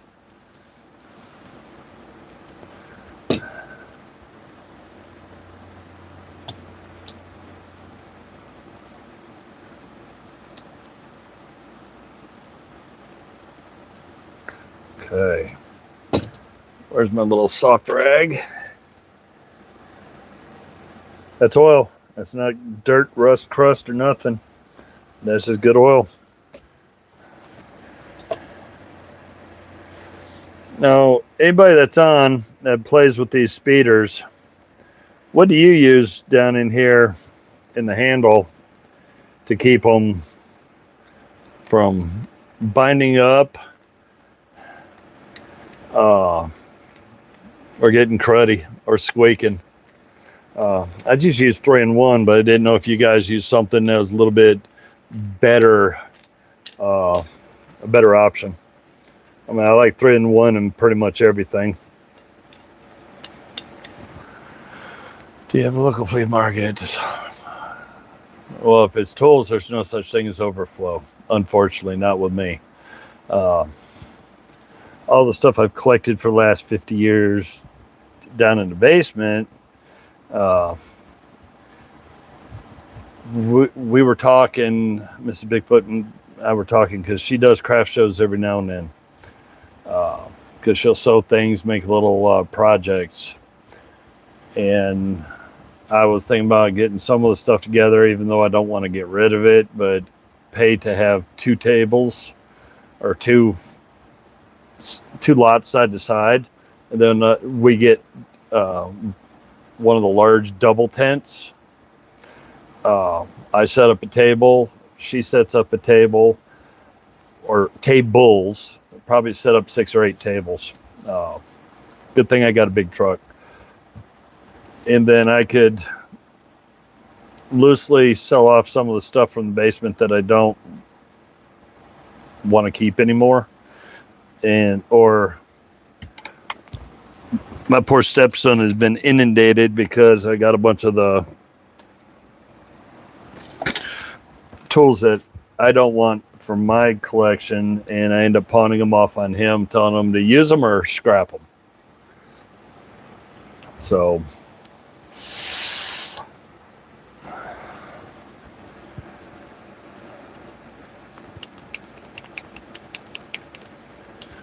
but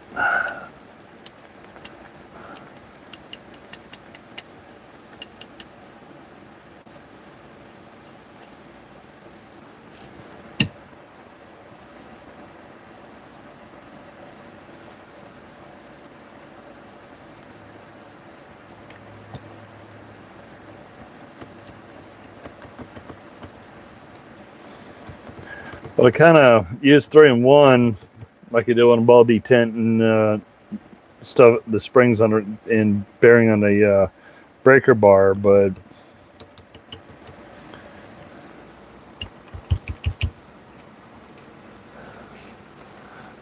I didn't know if anybody had something that they found better than 3-in-1 down in there.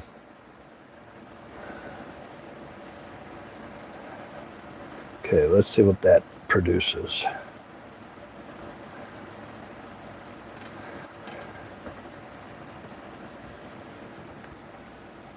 Got grime in it.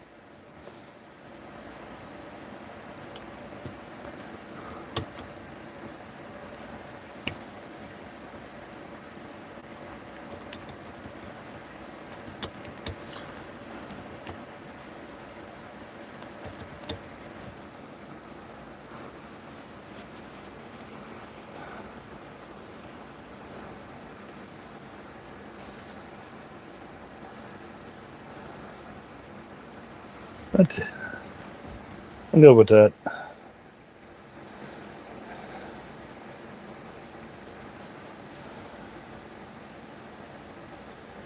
I got a dumb idea that may not be a dumb idea. It might be because I'm dumb, at least at the moment. To get the crud out, why not firebomb it with brake cleaner? Firebomb it with brake clean down inside, force it, flood it, push it up, because as this evaporates, it'll have pushed clean, loosened up crud, pushed it out, and then after that dries out, then I can put oil in it to where it's not just mixing stuff up. I don't know. I don't know if the idea is valid, sound, or dumb, but we're going to give it a shot anyways, because the only way to find out is to try. If it works, it whoop, yep, nope. That brake clean will eat right through that bottle.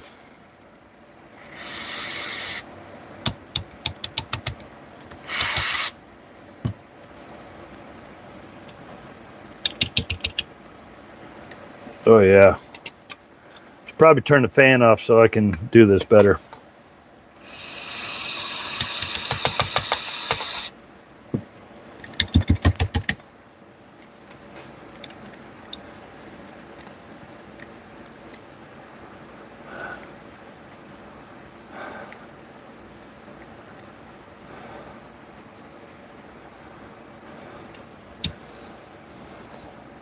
I don't know, something looked up. I just saw something on the here and it just kind of hit me. It might have just been seeing the little bit of debris floating in the 3-in-1 I was trying to put in. That just made me think of it.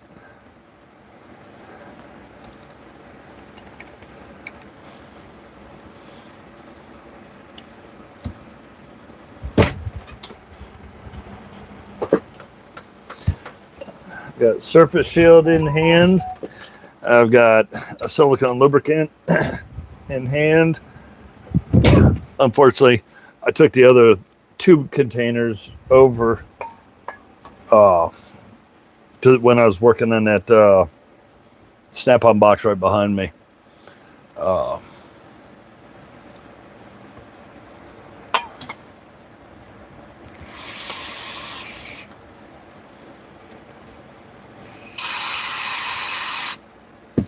I want it spraying up all over that stuff because I know it'll damage it. I do like the surface shield is a little awkward because it's kind of foamy. I don't think it'll work fine for like on metal or a vehicle that you're not going to be looking at because it leaves a kind of a thick foam. Then they let it sit there for a while and then kind of wipe on it. It does okay, but that can is 90% full and there was zero propellant left. Don't know, I just got a bad can or what, but I had it sitting for a good while.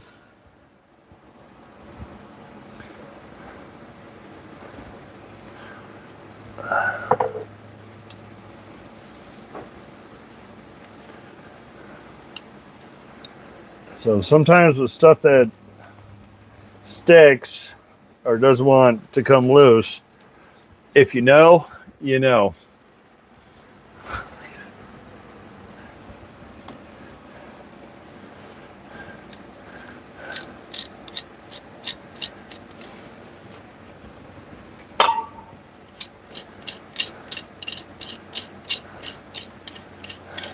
Let that sit for a minute. Let it try to air out. But this has saved my butt on a lot of stuff many, many, many times.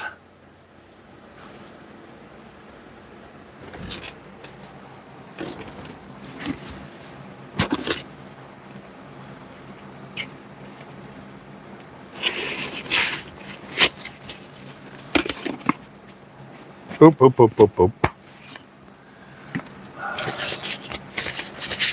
Now, for those that don't know what's in that spray bottle, that is 50% acetone, 50% automatic transmission fluid.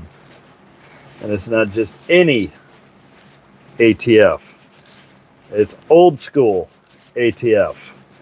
Prior to any synthetics, prior to any additives, any detergents, or any of that other silliness. The two jugs that I found showed a couple different cars in the 50s on the front of the bottle. So I knew that was true old school ATF. It wasn't one of these new synthetic silly ones that may not blend with the ATF or the acetone right to be a good penetrant.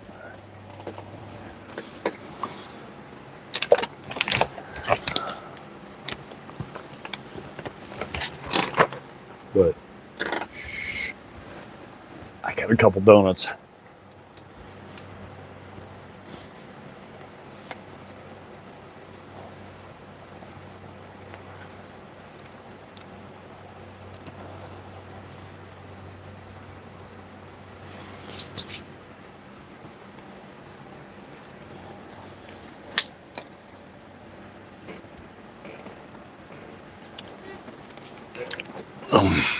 Yeah, the kids aren't over visiting for them to be in there making these fantabulous homemade oatmeal pies, fudge round pies. Got to talk to Mrs. Bigfoot. She baked chocolate chip cookies about that big, and then she turned around and slapped vanilla ice cream in the bowl. So she made her own cookie ice cream sandwich. Oh, those are good. Just got to ask her to make them a little smaller because I probably shouldn't be having all that. Not at one shot.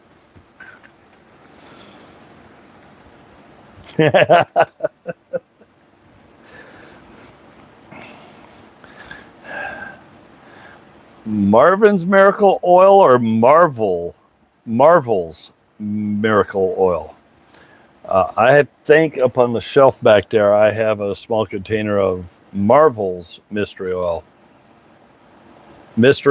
Marvel's Mystery Miracle Oil or something like that. I don't know.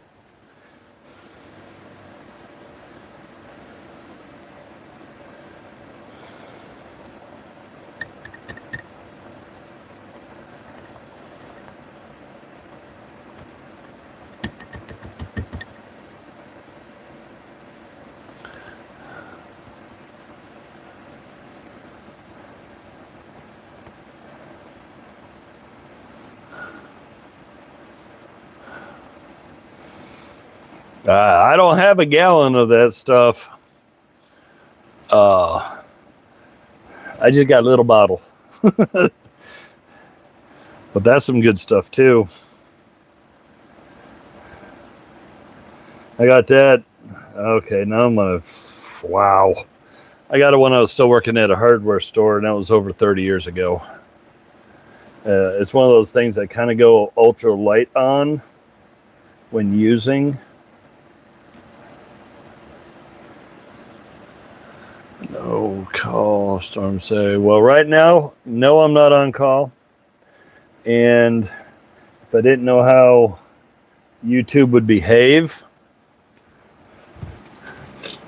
I would have been using this. But I will be doing that afterwards. Uh-oh. Houston, we got a problem.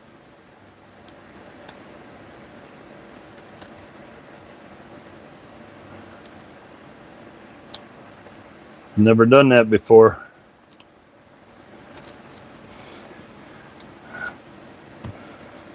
The spout came off, or tried to come off.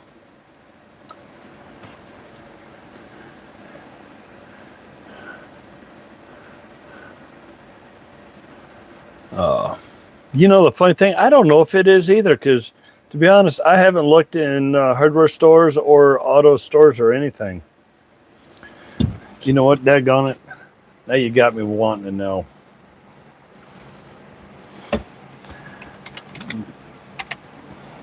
Marvel's Mystery Oil.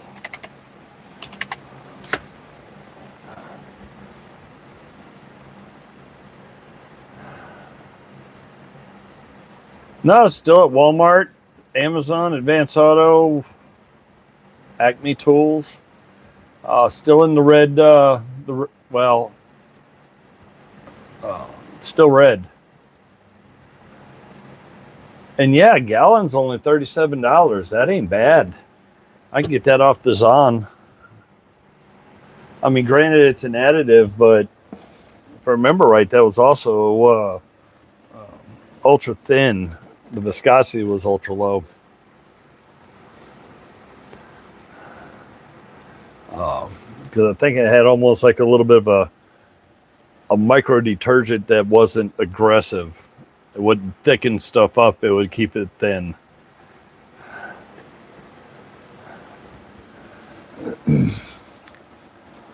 Well, we got a milkshake coming out. So that means the oil, or not oil, but the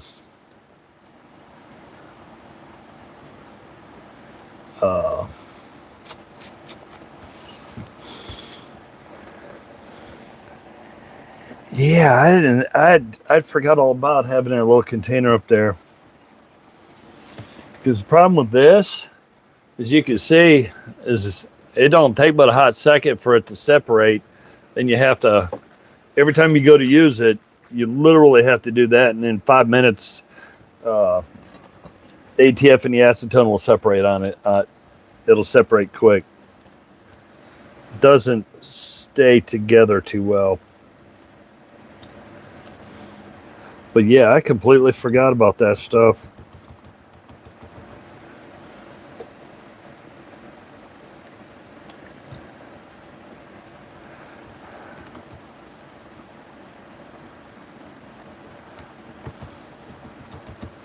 At least I didn't say the last time I saw it was at a Track Auto.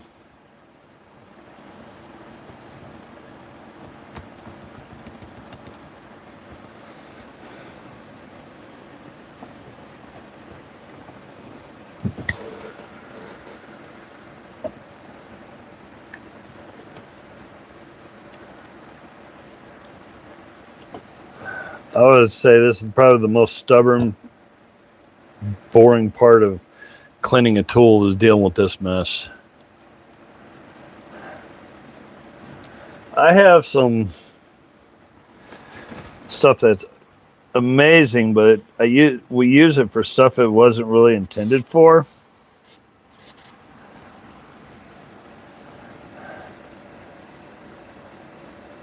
It's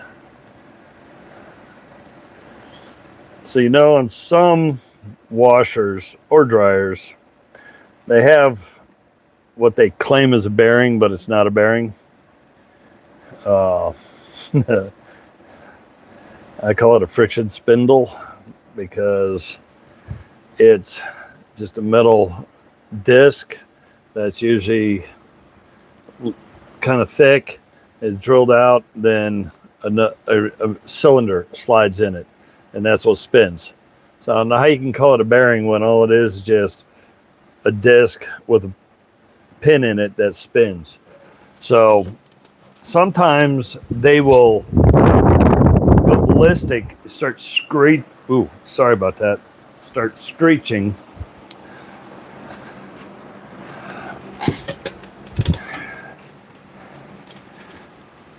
And just a little micro dab of fills on something. It's a waterproof grease primarily for roller bearings. That might be considered a roller bearing, now that I think about it. I've used that stuff on an assortment of stuff. The Snap-on box that I couldn't afford to buy all new rails from them because they were all corroded. I stripped them down, scuffed them up, cleaned them up. In some spots I put a lithium on it, and then in spots that I know I needed the friction to be at a minimum, I put fills in there. So far it's helped out where the metal's not pinched or binding. Some of it's like $20 a tube, but I've had that container almost 25 years now.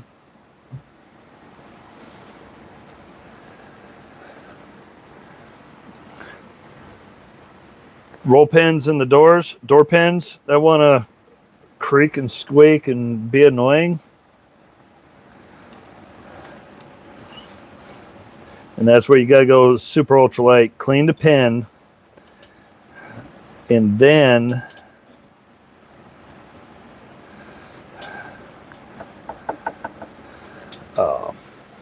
clean the pin real good. And then, like I said, you don't even get a blob on your finger. You just get it to where you see a light sheen on your finger, and then roll the pin on it. And then put the pin back. We got squeaky door pins that it was quiet.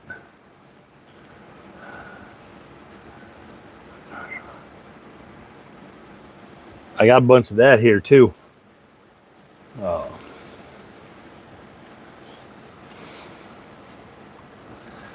It's funny how I got stuff and I always forget that I got this stuff.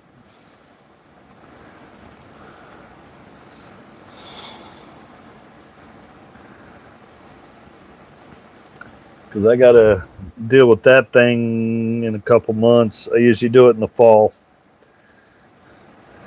Because that's when the leaves start falling, the air gets dry.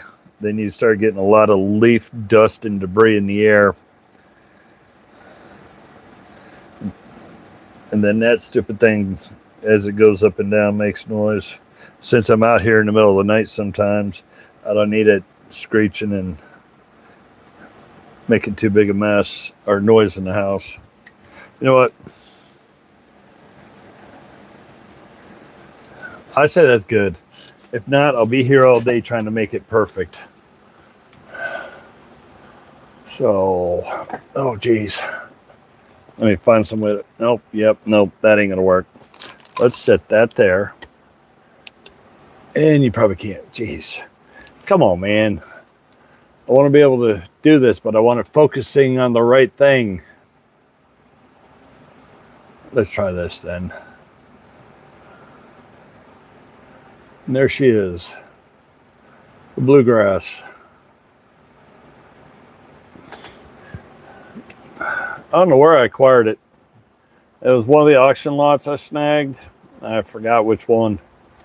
But it's a nice 1/2-inch speeder. That'll go in the drawer with the other 8 or 10 I got. Can't help it. Kind of like screwdrivers. I got a whole drawer that's nothing but flatheads, a whole drawer nothing but Phillips, and then I have them scattered all over the shop.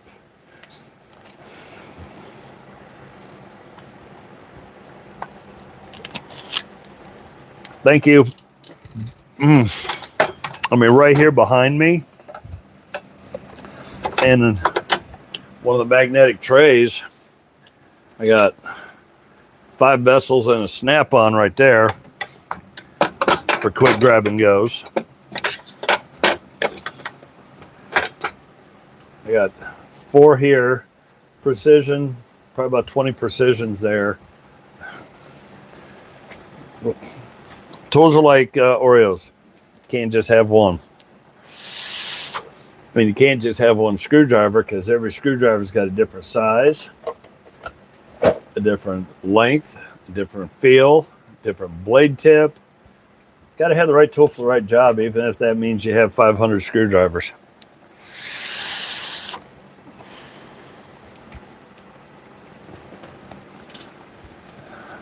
So if I got 500 screwdrivers, I'm still on the look for 501. Especially when you get like the little TGNY.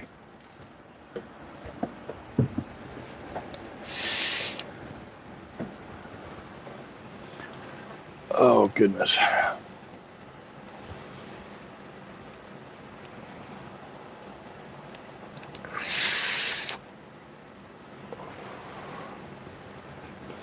So, yep.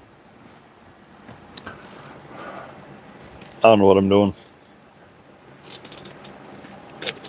I just realized what I had done and did. So I just cleaned up this bluegrass. And I forgot that I had just recently got this bluegrass adjustable. I forgot all about it till I just happened to, I haven't put them away yet, so they're still sitting right here on the desk, and all of a sudden I look down and that little stamping of bluegrass exploded, and I was like, oh yeah, I just did one. I got a cheap tool that I did not seal fast enough. Pair of nippers, but daggone if that rust didn't come back in full force. Have a good one. Be safe. So I'm going to have to rework that one and figure out what to do with it. It's a no-name knockoff, but I figure it'd be good out at the garden if I need to pin or yank something. Because if I chew it up, I'm not going to cry over it.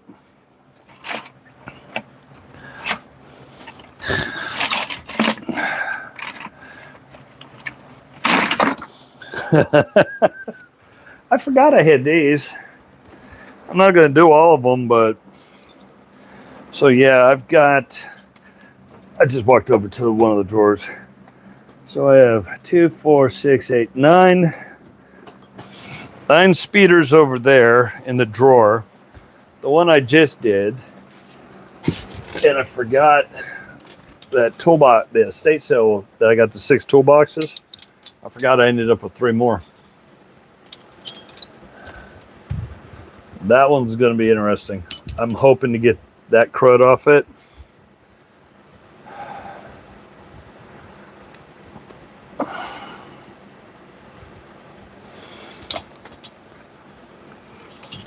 So this is another nice 1/2 inch, but that's in rough shape right there.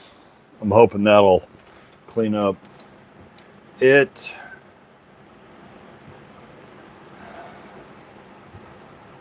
Interesting, never noticed that before till the light hit it.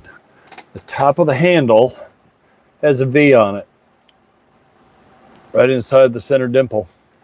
Either that or it was just sheer accident, but no, that's a properly stamped V. And on the handle, the rotating handle piece right here, there's no other designation.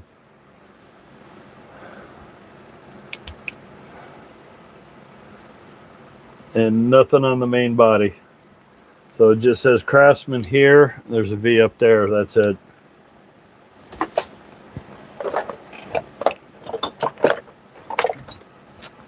And I got this one. I forgot. You know what? Okay, I'm right there in the seat next to you, Doug. I'm in the chair next to you. I'm bringing food next time because, yeah, I'm Bigfoot. I got a tool problem. Hey, you know what? It's going to keep being a problem because I'm going to keep buying tools. I forgot I had this one sitting there too. This is the one I'm trying to figure out. Somebody got some kind of compound epoxy or something on it, and I want to be careful I don't do damage to it because that's actually a 1/2-inch snap-on that is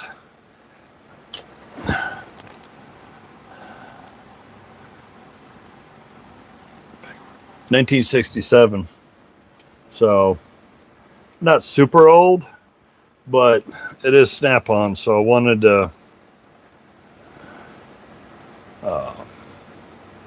try to get the rusted crud off it, but got to figure out how to get this stuck on compound on without scraping too deep and damaging it. This one really does. This one just needs a light cleaning.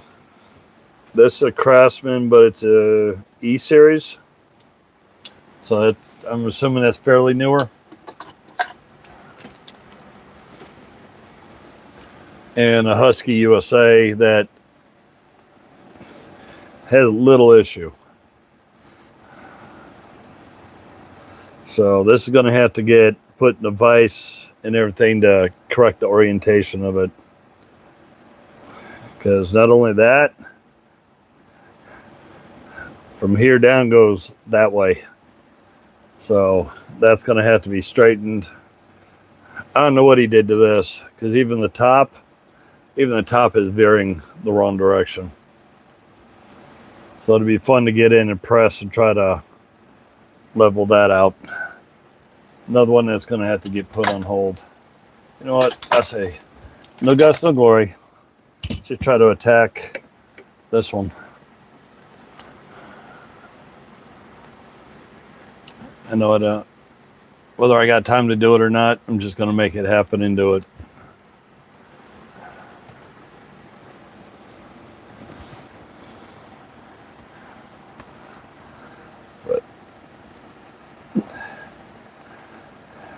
It's just hard enough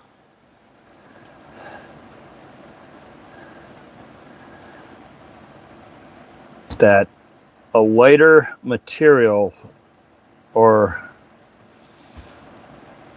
even a rigid plastic scraper will not scrape it off. It'll break it.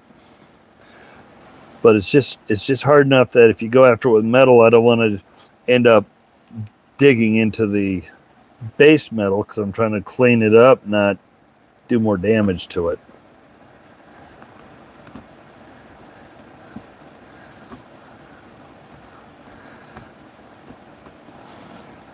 And since this one came out of the toolbox, it came from DuPont, so who knows what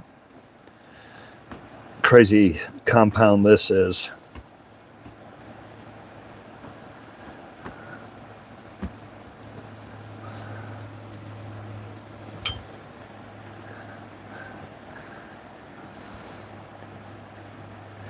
It's not solid. It's still got some flexibility, but it is pretty stout.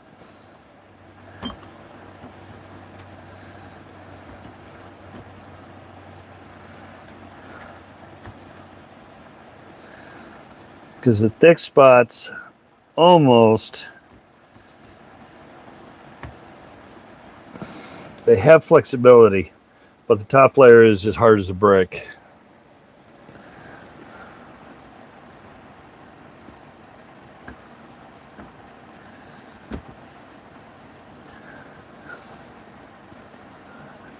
It's a tan color, whatever it is.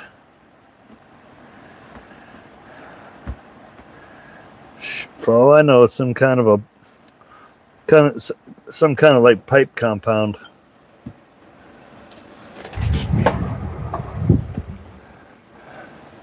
It could just be some type of pipe compound that got that dried out.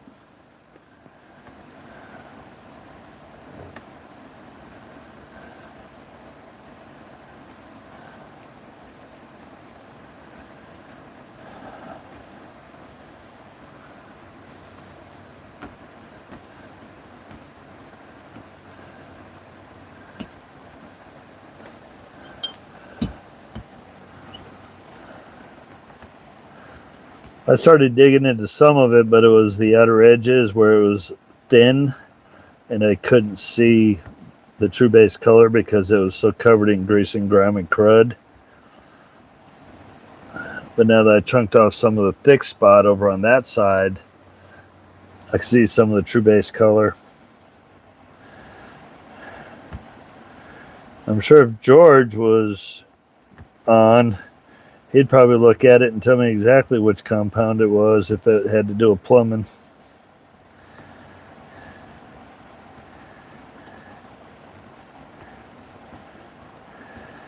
Yeah, I'm just going to go after it. Worse is worse. If I make any scratches, I'll have to hit it against the 1x30, try to fix it.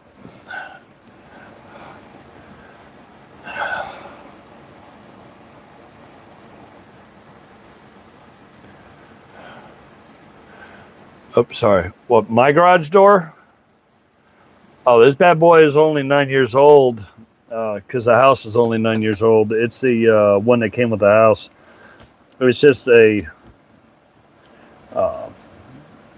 what do they call it? 2.5 car garage. So I'm not sure the actual dimensions of this one.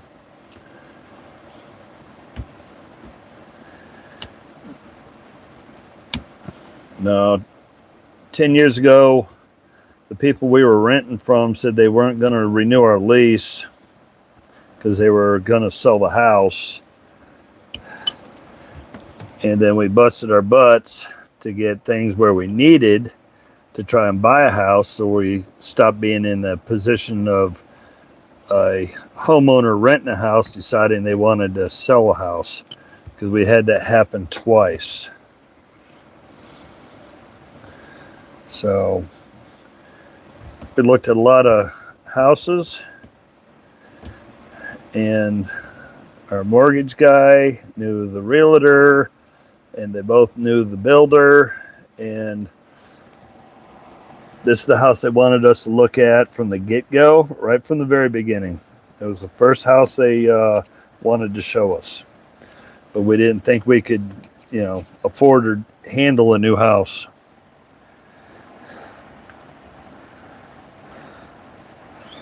So it ended up being the last house we looked at, because we had 4 houses we looked at, we liked, and then things epically failed. We found major issues in a couple of them. Some were structural, and the people didn't want to fix it. Well, let me rephrase that. The parents passed away, and one of them got put in a retirement place. And all they wanted to do is sell the house, not put any money into the house and get it fixed. But I happened to crawl into the house snooping, and because we couldn't figure out why in one of the in the downstairs bathroom, I swore I felt that everything was tilting outbound, and it was subtle by the sink and the toilet, but I stepped inside the shower and it was very aggressive, at least to me. I had Mrs. Bigfoot get into things. She goes, "Whoa." So I ended up crawling into the house, and I was spotlighting everything. They had rebuilt that bathroom apparently, and when they did, they had changed where the pipes went, and somebody cut a huge U in one of the main support joists. That caused it to start to sag in, and when it did that, it caused the tilt going out the rest of that beam. Sent a picture to my buddy and a couple other people, and they're like, get away from that house. You don't want no parts of it. We liked it. It had a little 30 by 30 outside shop with its own power. Had a little 2-story barn up front. She could have used for all of her gardening stuff. But yeah, if you go to get a house, nitpick everything. But then we got lucky. They kept wanting us to look at this house. Kept wanting us to look at this house. You need to see this house. You need to see this house. It's like, we can't afford a brand new house. We're looking at older houses, saying, we'll do that, and I'll just fix what needs to be fixing. But they finally talked us and pushed us into seeing this house. And they said, okay, how much is this house? Because I know it's going to be more than what we can afford. They give us a price. We couldn't believe what we heard. Talked to the builder. So, okay, that is literally at where the highest point we want to be at.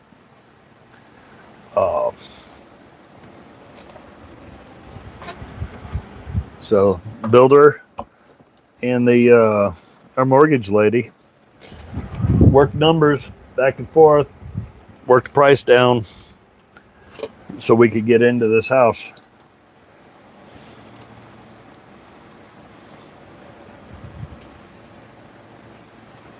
So we got hyper lucky. We had the realtor. She took a huge cut on her commission just to get us in the house. Oh yes, fixed rate. And then the builder lowered the price so it would just fit where we needed it. And all three of them, when we went to closing, everybody was like, this is the house we told you to look at from the very get-go months ago. And we were like, we didn't think we could afford it. You know, it's a brand new house. It's 1,620 square feet upstairs. The basement's unfinished currently, but if we do that, we finish it off, it's going to double the house. I mean, we got full temperature control for both floors. It's got a crock already in the basement. It's already been plumbed for a bathroom into the basement. All it needs is walls and carpeting. So, yeah, we definitely didn't think we were going to be getting into a brand new house. I would have been happy with an older house because it would have, I could have been, probably would have got old over it is, oh crap, is fix it, any problems that arose. Is my mic still on? Oh, I still got a green light. Holy cow. My new little cheapo mic here. Well, made in wherever. Far better than.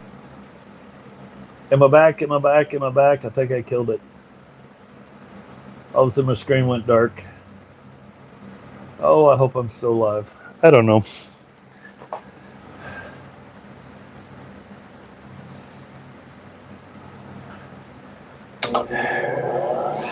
Well, hopefully I didn't. Okay, cool. Yeah, it was meant to be for sure. Okay.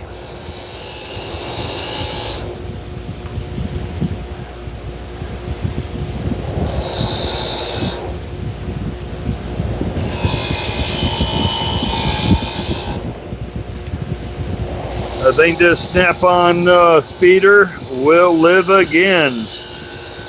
I got enough of the thick chunks off. Oh, I'm happy now. This could be awesome. I got enough of the the chunks are off and it's shiny. I'll need to do some finesse work because I can still feel some of the compound, but the main bulk of it, it'll work. And I did not do what I said I should be doing every time. So I need to grab me a small pair of tongue grooves.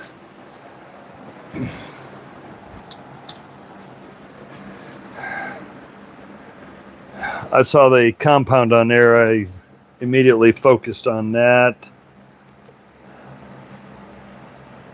Oh, sweet. That was surface crud. Surface rust and crud there. That Baldy tent smooth as glass.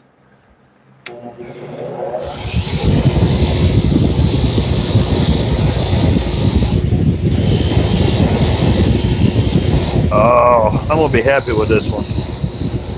Oh, what am I talking about? I'm happy with all the tools I clean up and fix.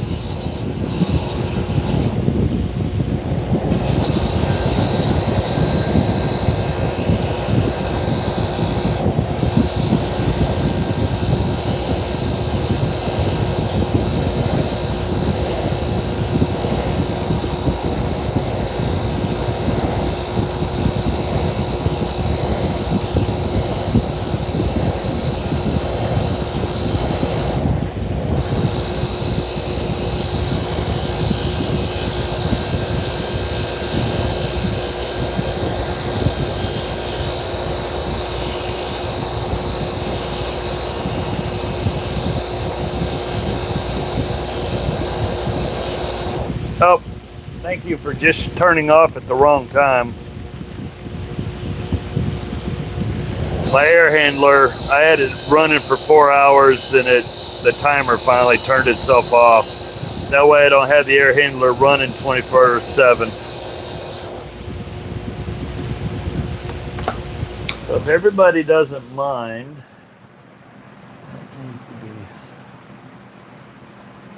yes, very much. As my dad told my new hires for many years, do as he says, not as he does.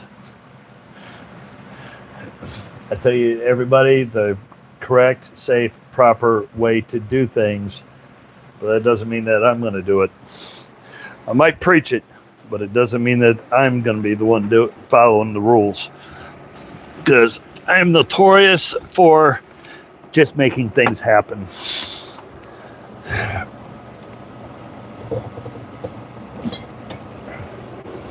So, sorry about the disappearance, but if you don't mind, I'm gonna get a little bit of apple juice.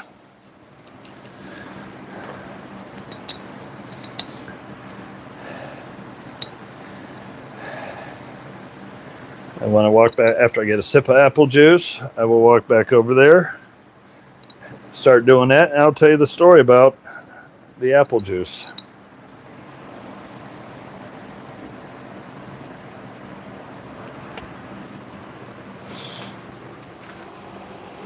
Since I'm not on call, I can have it. So, the whole thing about the apple juice is, goodness, 15 years ago, we were down at the beach. We were over by Lynn Haven Mall. And we went to try a fairly new Mexican restaurant. Very friendly people, decent quality food. And usually when I have Mexican food, I'm drinking beer. It's just, I don't know. With me, if I eat Mexican food, I gotta have beer. Close. Except for mine doesn't have the same octane that his did.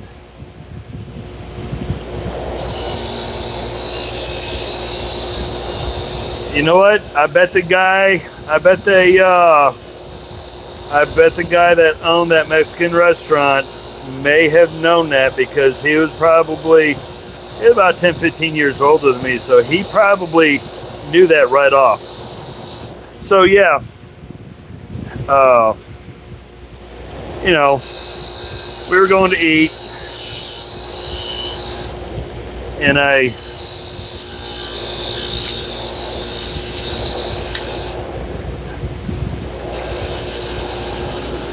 said something to about getting my normal when I eat it. So I just called the it by name. My stepdaughter looked, trying to figure out what it was, because she was, you know, what, 7, 8 years old maybe.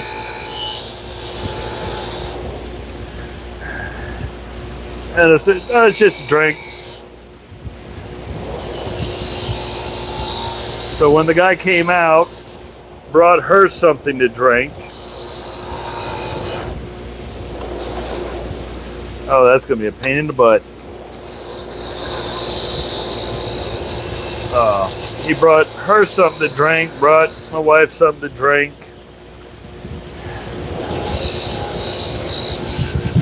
And then he brought mine out, but he put it in a mug. And then that was what he said. He said, here's, I think it was sweet tea, Dr. Pepper, and then he said, here's your apple juice.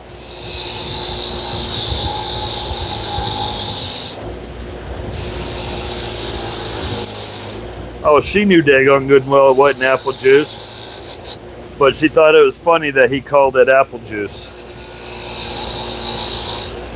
So for me, ever since then, anytime I have beer, it's my apple juice.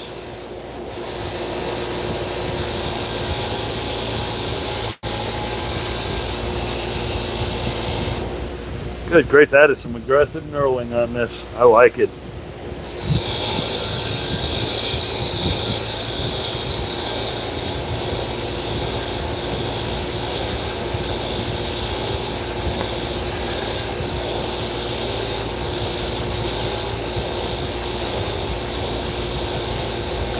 Well, the funny thing about Dean Martin, from what I understood, is he put away some serious volumes of alcohol. And I do mean serious volumes. Because I don't remember if he was talking to Johnny Carson or somebody,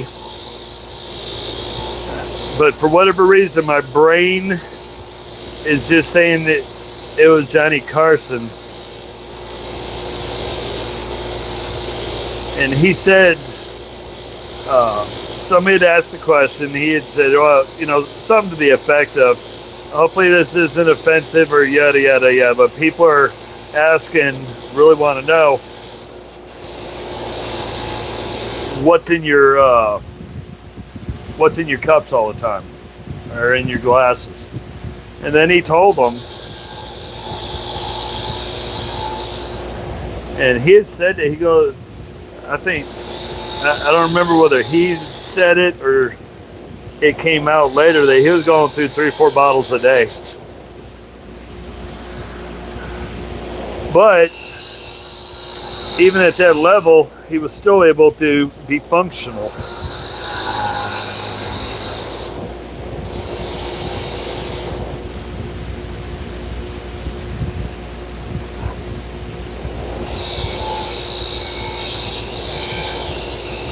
And from what I understand, too, because, you know, as time goes on, more information comes out that was kept secret, is when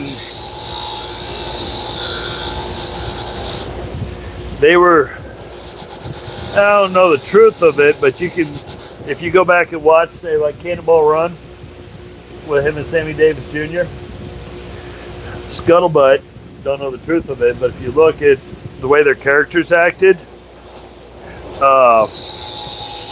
they were both pretty well soused during filming of Cannonball Run.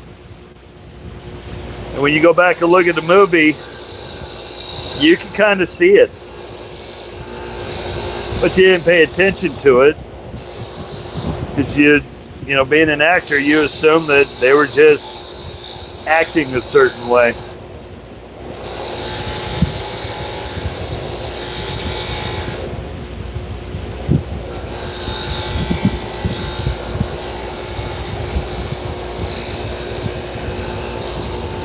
But even if so, that gone, they could still do their thing.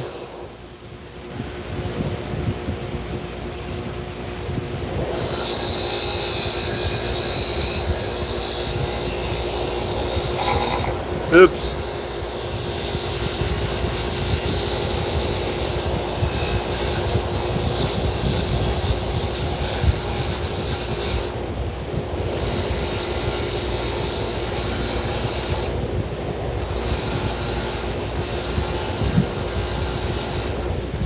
Well,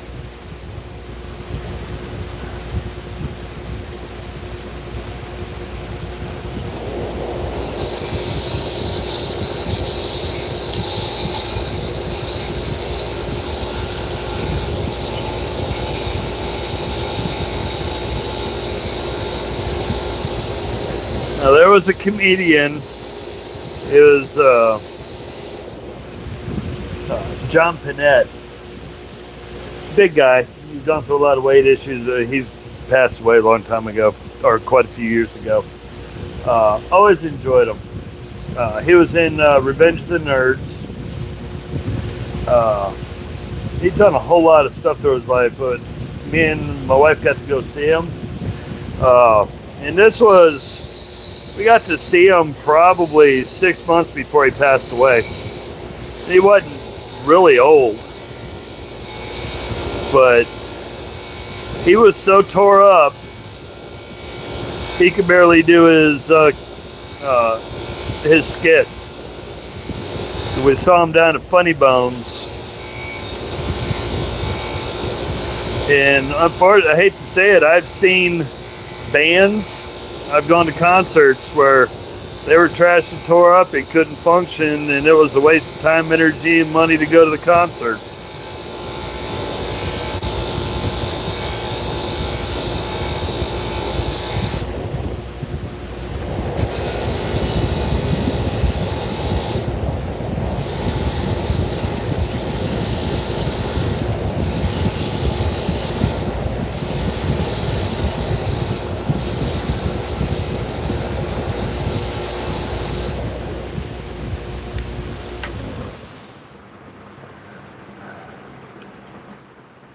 Okay, let's move back.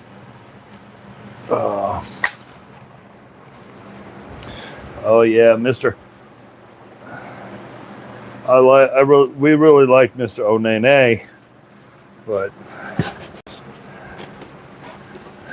one of my favorites is I don't do ups. I do downs. Put some music on, I'll boogie down, give me a cheeseburger, I'll wolf it down. I don't do ups. Don't do sit-ups or whatever, all that. It defies gravity. Gravity's a law. I mean, it was still enjoyable to see him, but yeah, he was trashed, and it was very disappointing to see his life take a turn like that.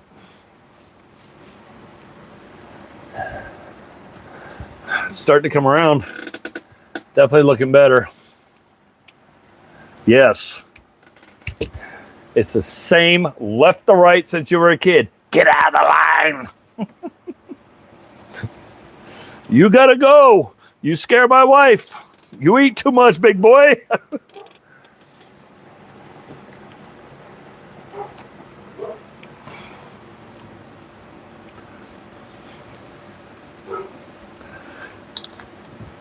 I ain't gonna lie. A couple times I thought I was gonna get tossed out of some all-you-can-eats. Before I changed the way I eat, I can sit and destroy food. I could get a large meat lover's pizza, sit and eat it all by myself. I could still do that. What am I talking about? I could probably eat a large pizza by myself, some breadsticks, and a 2-liter, and just eat that for dinner. But yeah, there've been a couple places I've gone back, and I know they've looked at me saying, "You gonna stop?"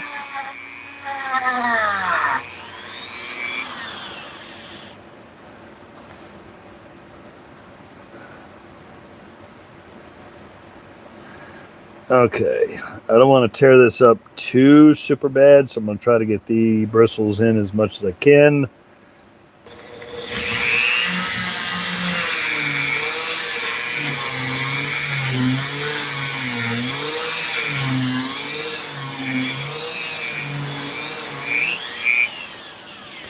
Yeah, but feeding them in, centripetal force pulling out is not going to splay it out so it chews them up. I screw these things up all the time because, the force pulling them out, and then I'm trying to go into that, and then it curls the outer edges. So I got this little poke with bad curls.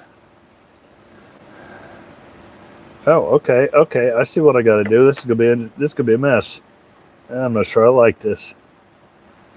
For crying out loud. Snap on what? No, Sam Hillard. Oh, hold that thought. I found something. I need light. I need a poke. Get the little pokey thing that, okay. How do I get that out? I think I can get the handle off.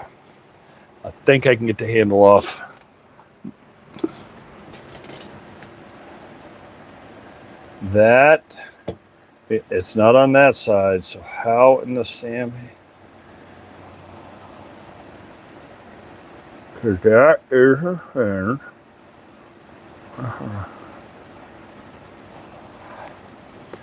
Okay, there's a roll pin that's in there. The roll pin goes in, and because it protrudes above the center body of this, that's what's holding the handle in check. If I can get the roll pin out, I can get all of this cleaned up, send bore brushes up into this, get it cleaned properly. I'm just not sure how to get the roll pin out. I just happened to see it when I was scooping crud. Let's see if I can do this from reverse angle. Nope. Oh. Nope, ain't got enough bite on it, but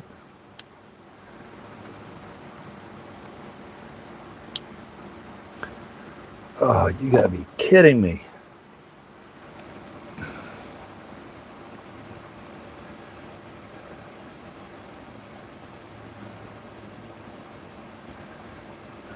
So I see it, I just can't get enough bite on it to get it pulled out. Because they put it in just deep enough.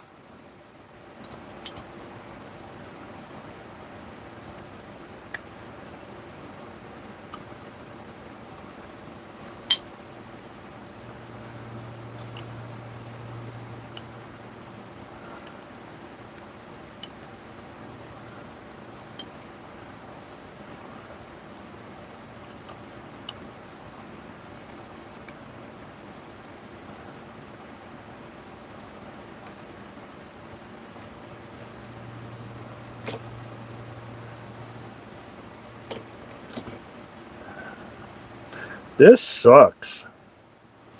I can't figure out how I get that roll pin out.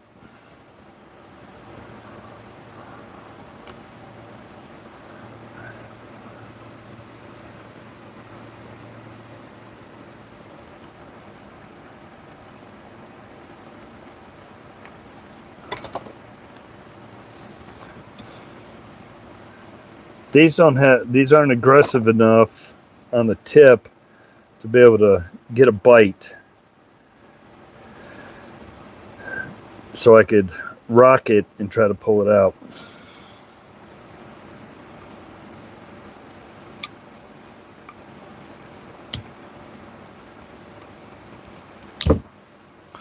If I can get the roll pin out, I got more roll pins. I can cut the length and make it, but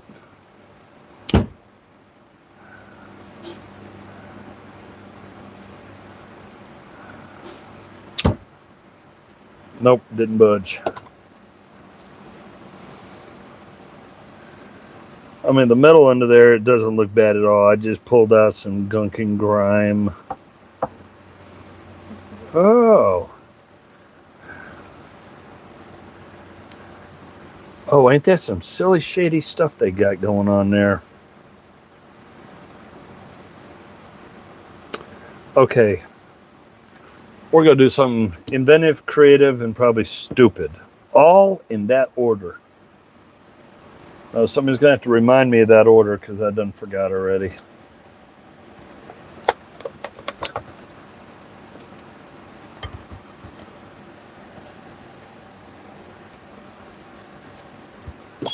So, if I take a junk block,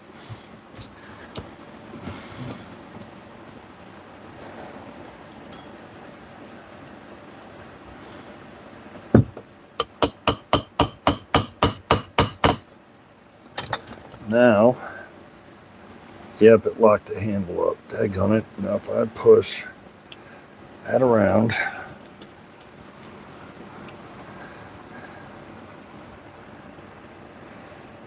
there it is.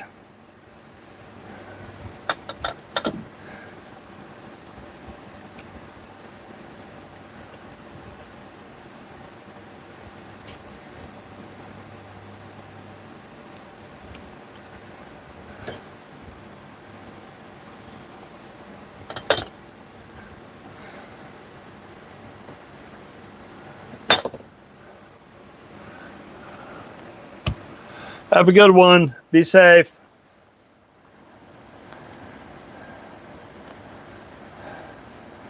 So if I get, because the handle is double pinned, well, single pinned all the way through, but the handle has only one open side on it. Now what my thinking is to push deeper in, make it tight, rotate it around, that shit elevated enough to maybe get some bite on it to be able to pull it out.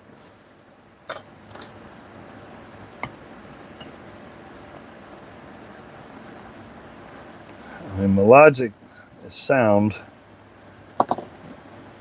but since this is over 50 years old, not sure.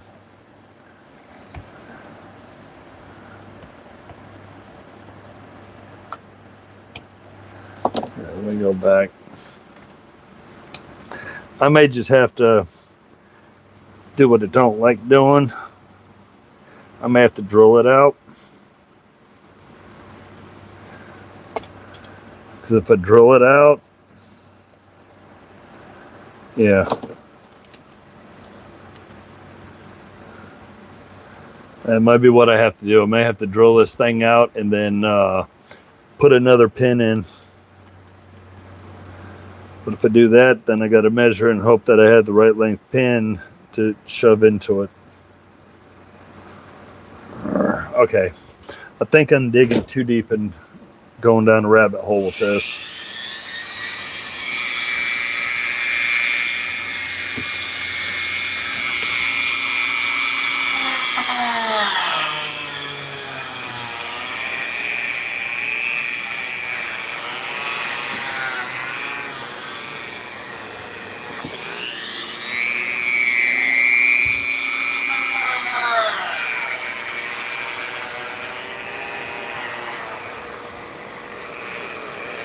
Come on, turn around.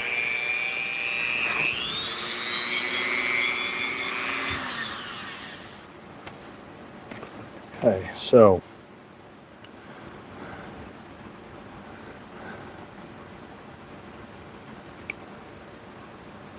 I'm going to do a light tap down on that.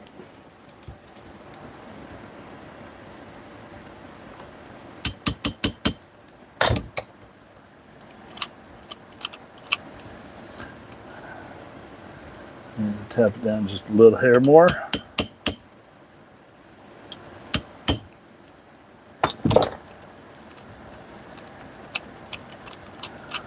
Just very smooth. Just want to do a little.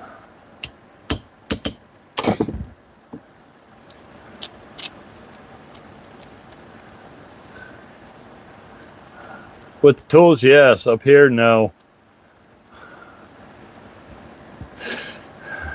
Happy birthday. Even though, well, happy birthday weekend.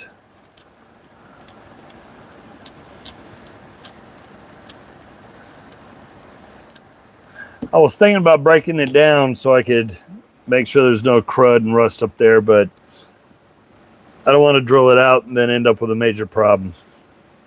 So it's in good shape.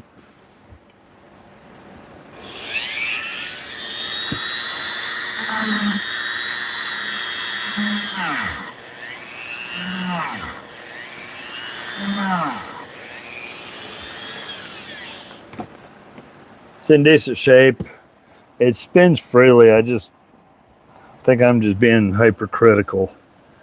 Okay, so the spring there is good. Wow. Ball detent's clean. The spring is good. There's no rust in there. It just had a little bit. There's just a little grime. Unbelievable. Okay.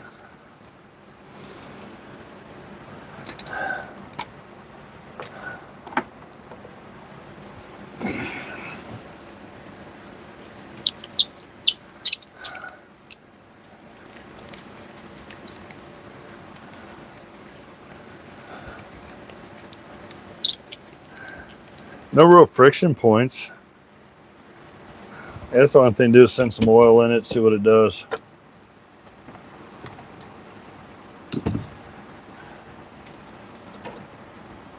Yeah, after I sent the message to you asking if you were turning 21 again, I forgot your drinking age is different there than it is over here.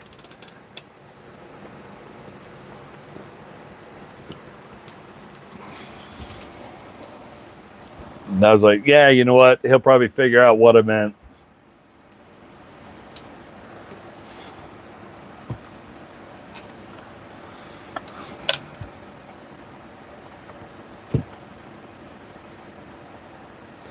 You know what Genius did? I took tongue and groove pliers over to the other workbench. Why? I want to make sure before I started cleaning this cruddy thing up that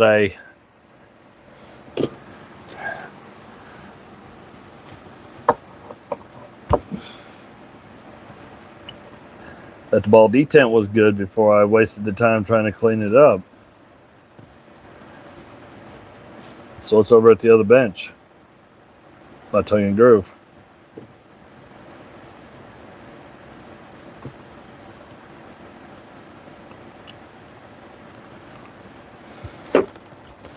Okay, fine.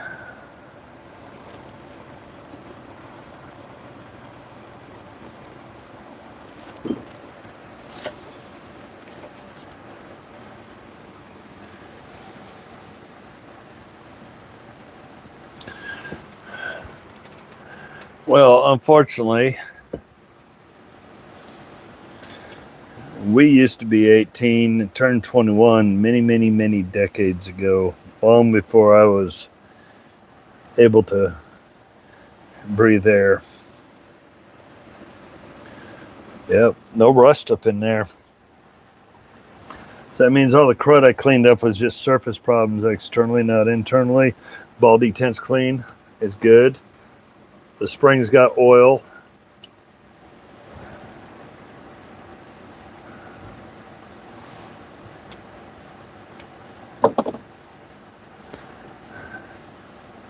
There's just some minor crud right at the top of it. That's it.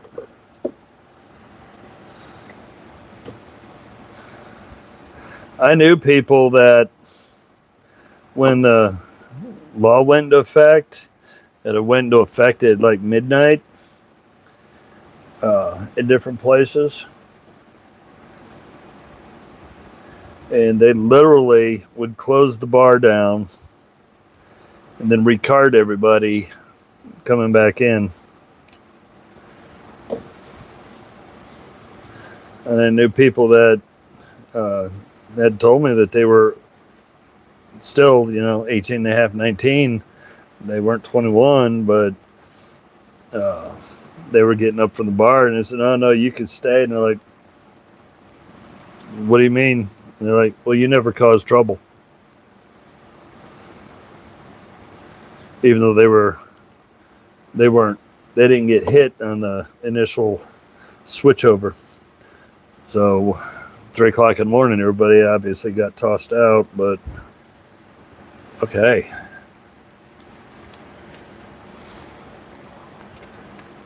Get some oil down in that mess.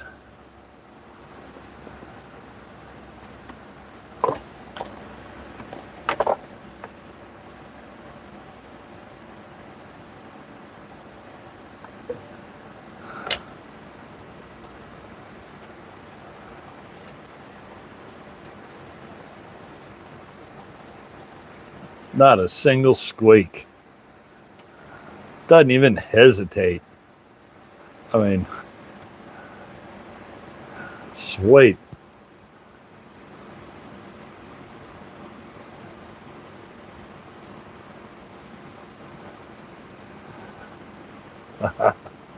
Sorry. Doesn't even hesitate. Got a little bit of crud up in there. Nothing I get too excited about. I think I'm going to be good with this. At least until I can run into one of the old dealers and ask him if there's a dirty trick to dealing with these roll pins.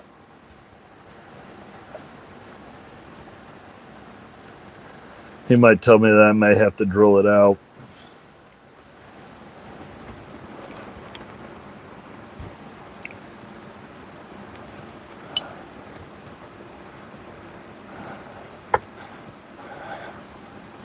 Well, over here, yeah, a lot of people were angry because you got a lot of 18-year-olds that were able to drink, especially with the fact that they were currently active in the military, or they were 19 and active in the military, and then all of a sudden they're being chased out of the bar because the bar is shutting down. They turn around and card everybody coming back in, and they'd been drinking for 6 months to a year in this bar, and now because of the law, they're no longer able to drink. Yet they can go to war, do all that, but they weren't able to drink. So yeah, my dad told me about a lot of angry people over that mess. I could vote, I can go to war, but I can't drink.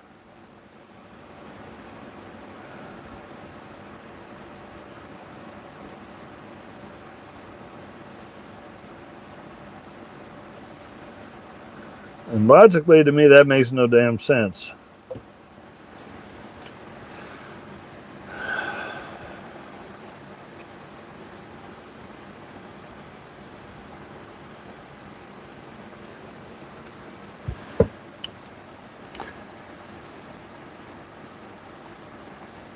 The boring part of fixing these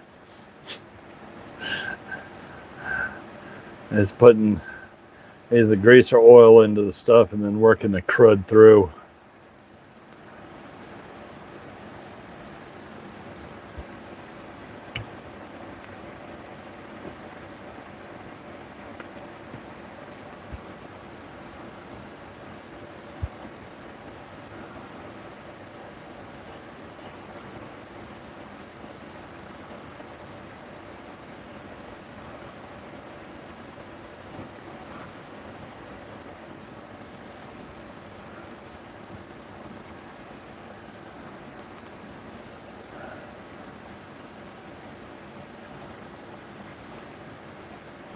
You know what? I'm gonna see if I can bore into this a little bit.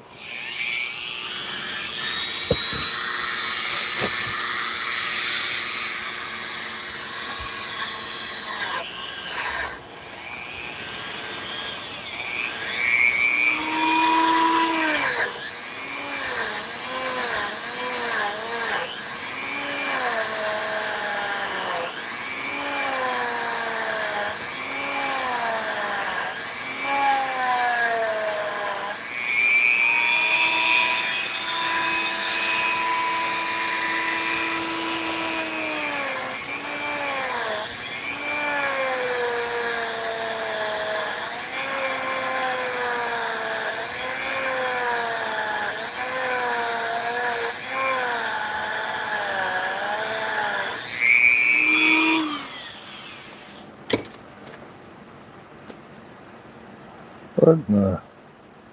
Oh, I know what it was. Oh yeah. By the way, so what's going on with your favorite delivery service company? What have they done? Or have they pretended that the complaint didn't exist and too bad, so sad, good luck, whatever?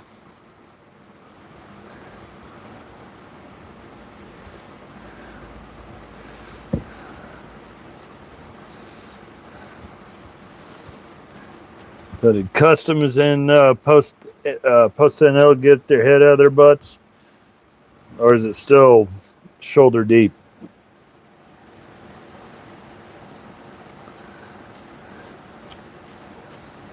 I've been meaning to ask that now for a few weeks.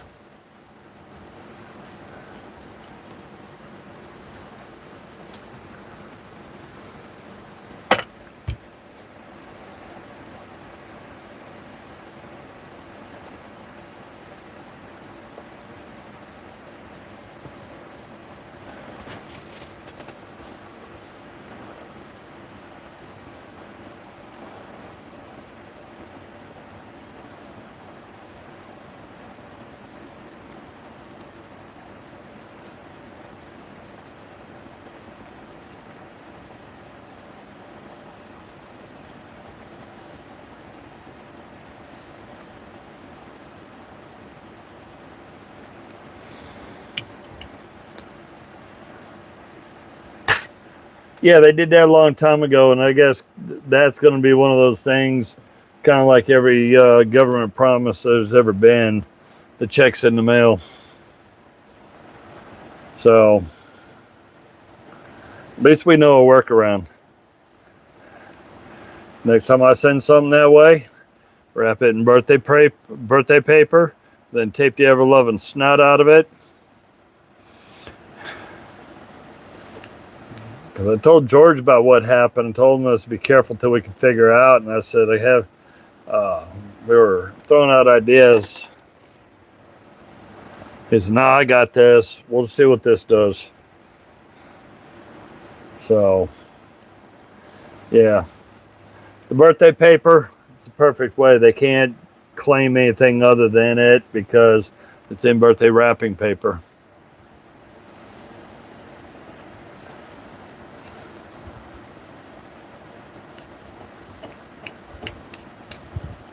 There we go.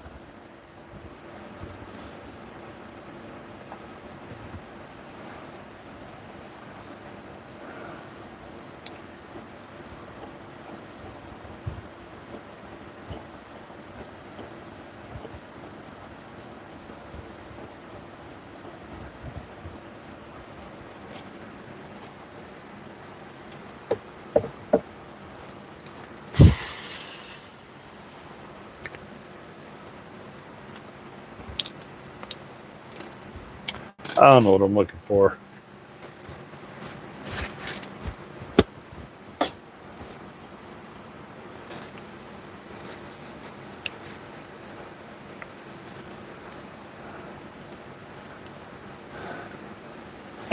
So, next time I send something, it's going to be either Winnie the Pooh or Snoopy birthday paper.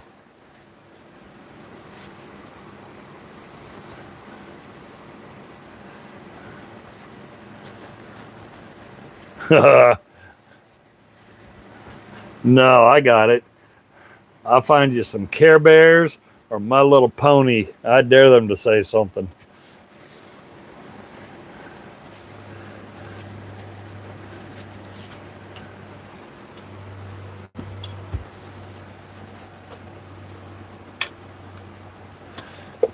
That would actually be funny. You unwrapping that.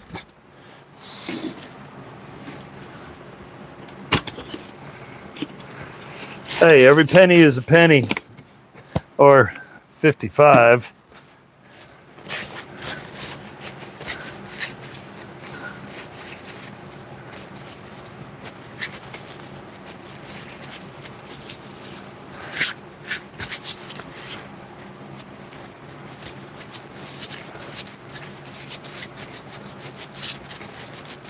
Oh, goodness.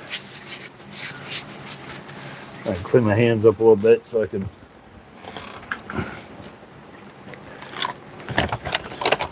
eat a donut that shouldn't be eating.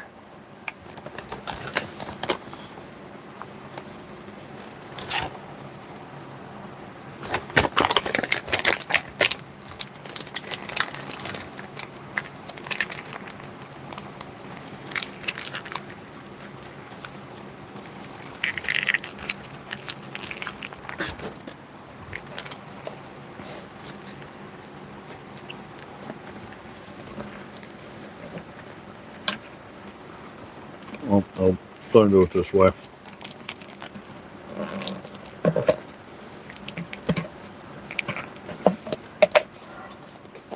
That's how you get rid of the evidence.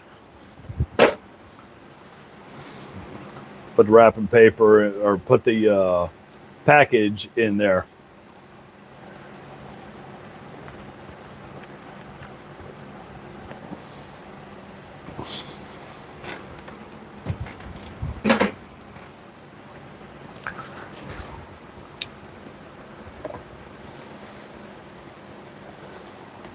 My teammate, he went over to a different department, but I always called him, he was always the grumpy Care Bear.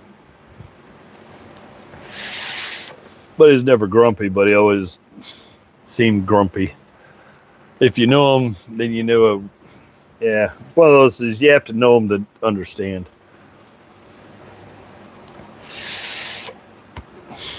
So, yeah, you were... I tidied up these. These are Harold's. Never had them before. Teeth are in good shape too. I just got to find somewhere to put them up here. I tidied up this bluegrass speeder. And for some reason I went down the rabbit hole with speeders. I got 8 or 9 in the drawer. Tidied that one up. There's 3 more here pending cleaning. And then I realized I had this one that had the big chunk of epoxy or whatever on it and all the rust. So I was like, okay. But yeah, the bad boy runs smooth. No resistance. This has minor resistance, but I think that's just more for stability. So, 1967? Is that what I said? Or I don't remember. Give you feedback. Yeah, you don't want me to give you feedback. Post NL knows that they didn't want my feedback because they got an earful. Well, they got a big, long, nasty email. So, 1967 Snap-on half-inch speeder. This would be probably the one I want to use. I mean, I've got a bunch of other companies, but I always like this handle from Snap-on the best.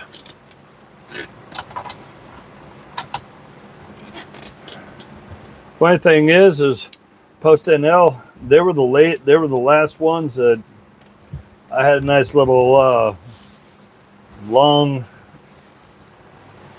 heart-to-heart email That's the last company I've had a long heart-to-heart email with. And I think it's funny how I asked them for legal documentation. Oops. How at the bottom of that email, I asked for legal documentation showing how this could be declared this or that or whatever. And then a couple days later, you're telling me you sent me a forward of the email they sent you saying that they're sending it over to customs. It's funny how when you ask for legal documentation that their tune changed.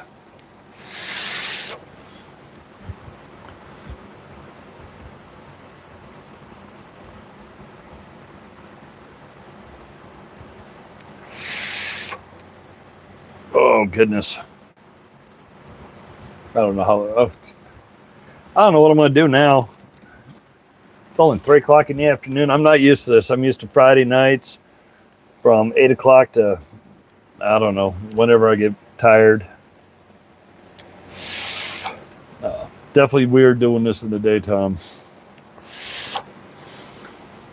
But any of the regular viewers that watch both me and Random Dutch Guy, got to check out his channel anyways. We're still good for the 30th, right?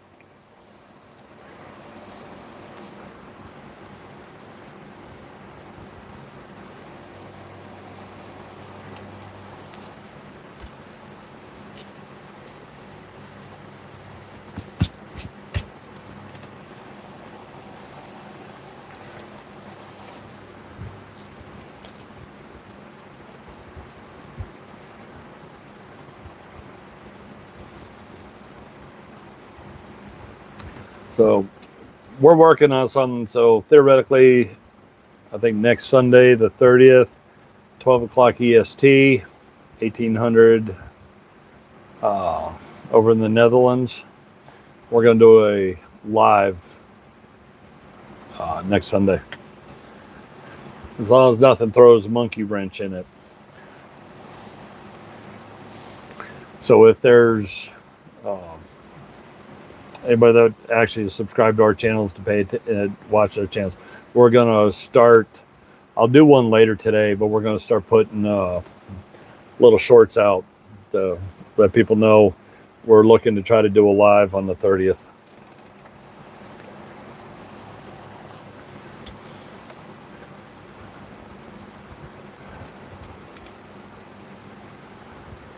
I got to dig through my pictures because I already turned you into a action figure.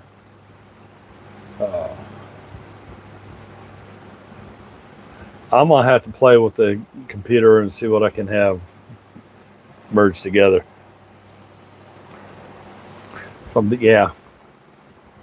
The silly side of me started waking up and going, I got ideas.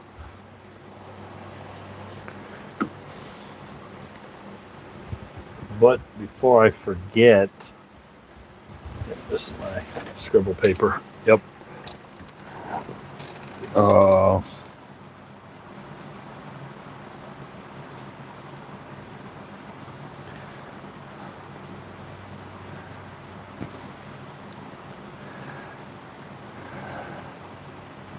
Sorry, I'm writing my idea down before I forget it.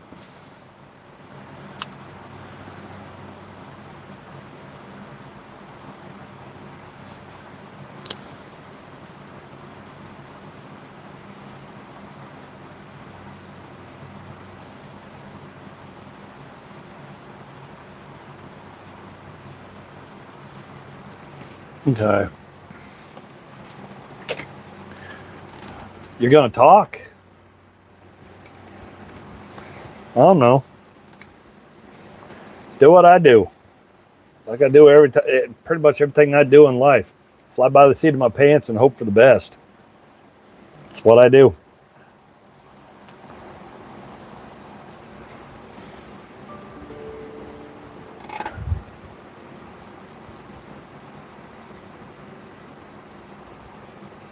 Okay. I know that. What the flippin' flying? I got time for that stupidity.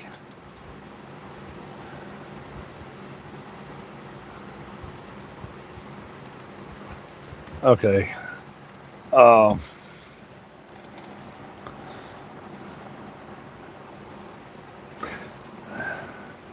When I sent stuff to you, did I send you the chip or no? Or did I make the chip after I sent stuff to you? I don't remember. So much has gone on, and I've done so much. I do not remember whether I did or I didn't.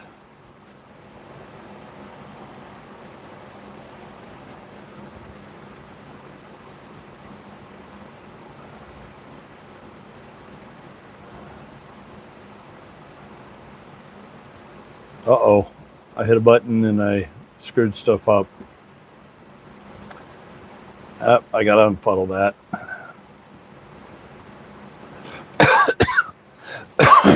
Okay.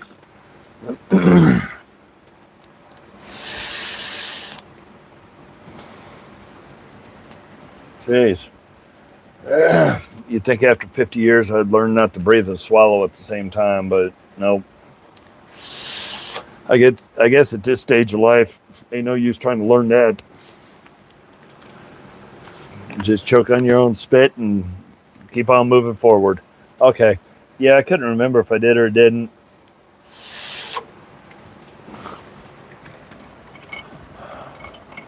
Let's see. I need that one. I did that one. I did that one and that one. I do have one idea that I'm going to work on. So I no idea when I'm going to acquire stuff and then try to send something out. It'll probably... oh, that's right. That's right. I remember that. I remember the video now.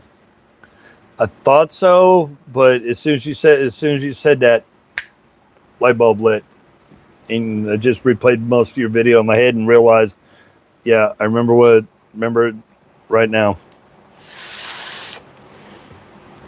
Hard drive's getting full. It's harder and harder to pull out the information or try to remember which folder I put the crud in. Oh.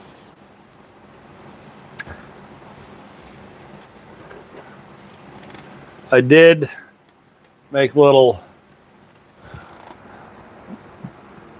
Bigfoot things you can clip to where it kind of looks like he's peeking out around stuff. I can't show that on here because somebody's probably going to be offended by it. Let's just say Bigfoot's telling everybody they're number one.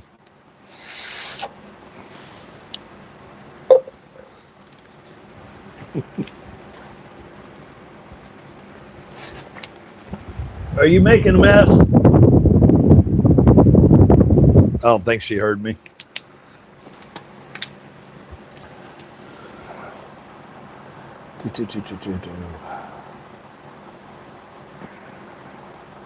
Okay.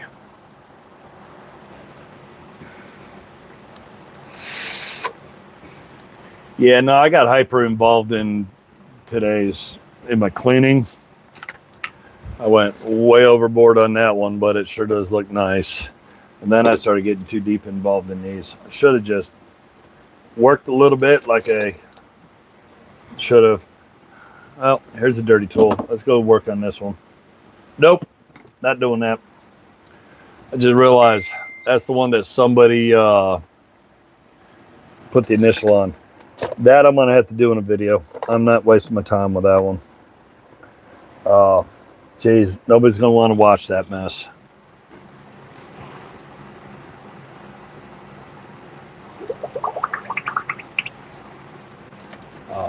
Because I'm going to have to, in order to do that, I'm going to have to get the grinder out. I'm going to have to, or hand grinder, I'm going to have to work on changing a lot of belts on the 1x30 from aggressive and start working my way down. It's not going to be easy trying to get somebody playing with a stick welder to mark their tools to clear that wrench off because I don't want it left there.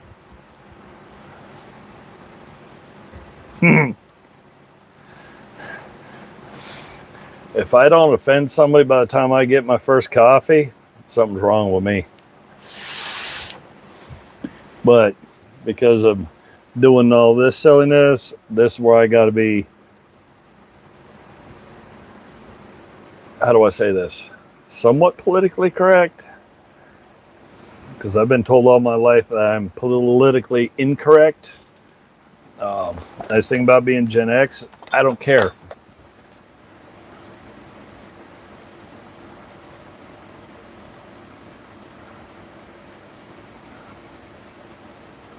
Oh, this isn't even a legit company. That's a sad one. I'll probably still clean it up. Gotta find something. Gotta find something. I'm starting to get that fidgeties.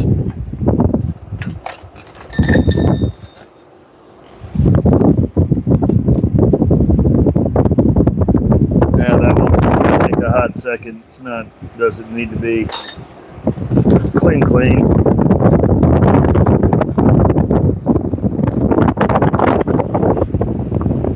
There we go. We're gonna go play with over that way, cause I gotta see what I can do with that.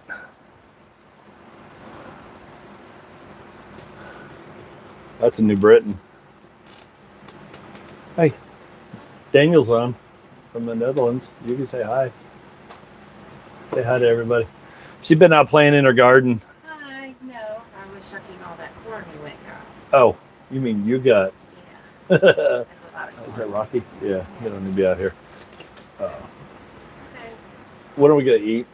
I was gonna ask you. We were still gonna go. Yes, we need to find out their hours for today, and if I They can. have music at 4 o'clock. Oh, I didn't know that. Yeah, they had it on and at 4.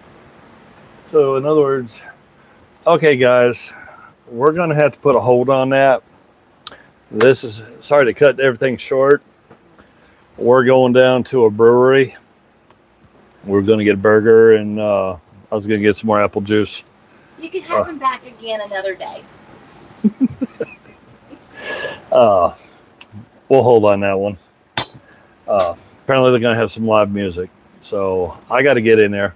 I got to get a shower. I got to get cleaned up, and we're gonna head out.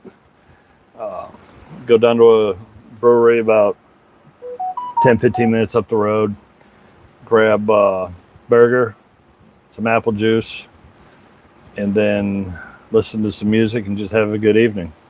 So as always, appreciate everybody that watches, everybody that subscribes, and good luck in the hunt.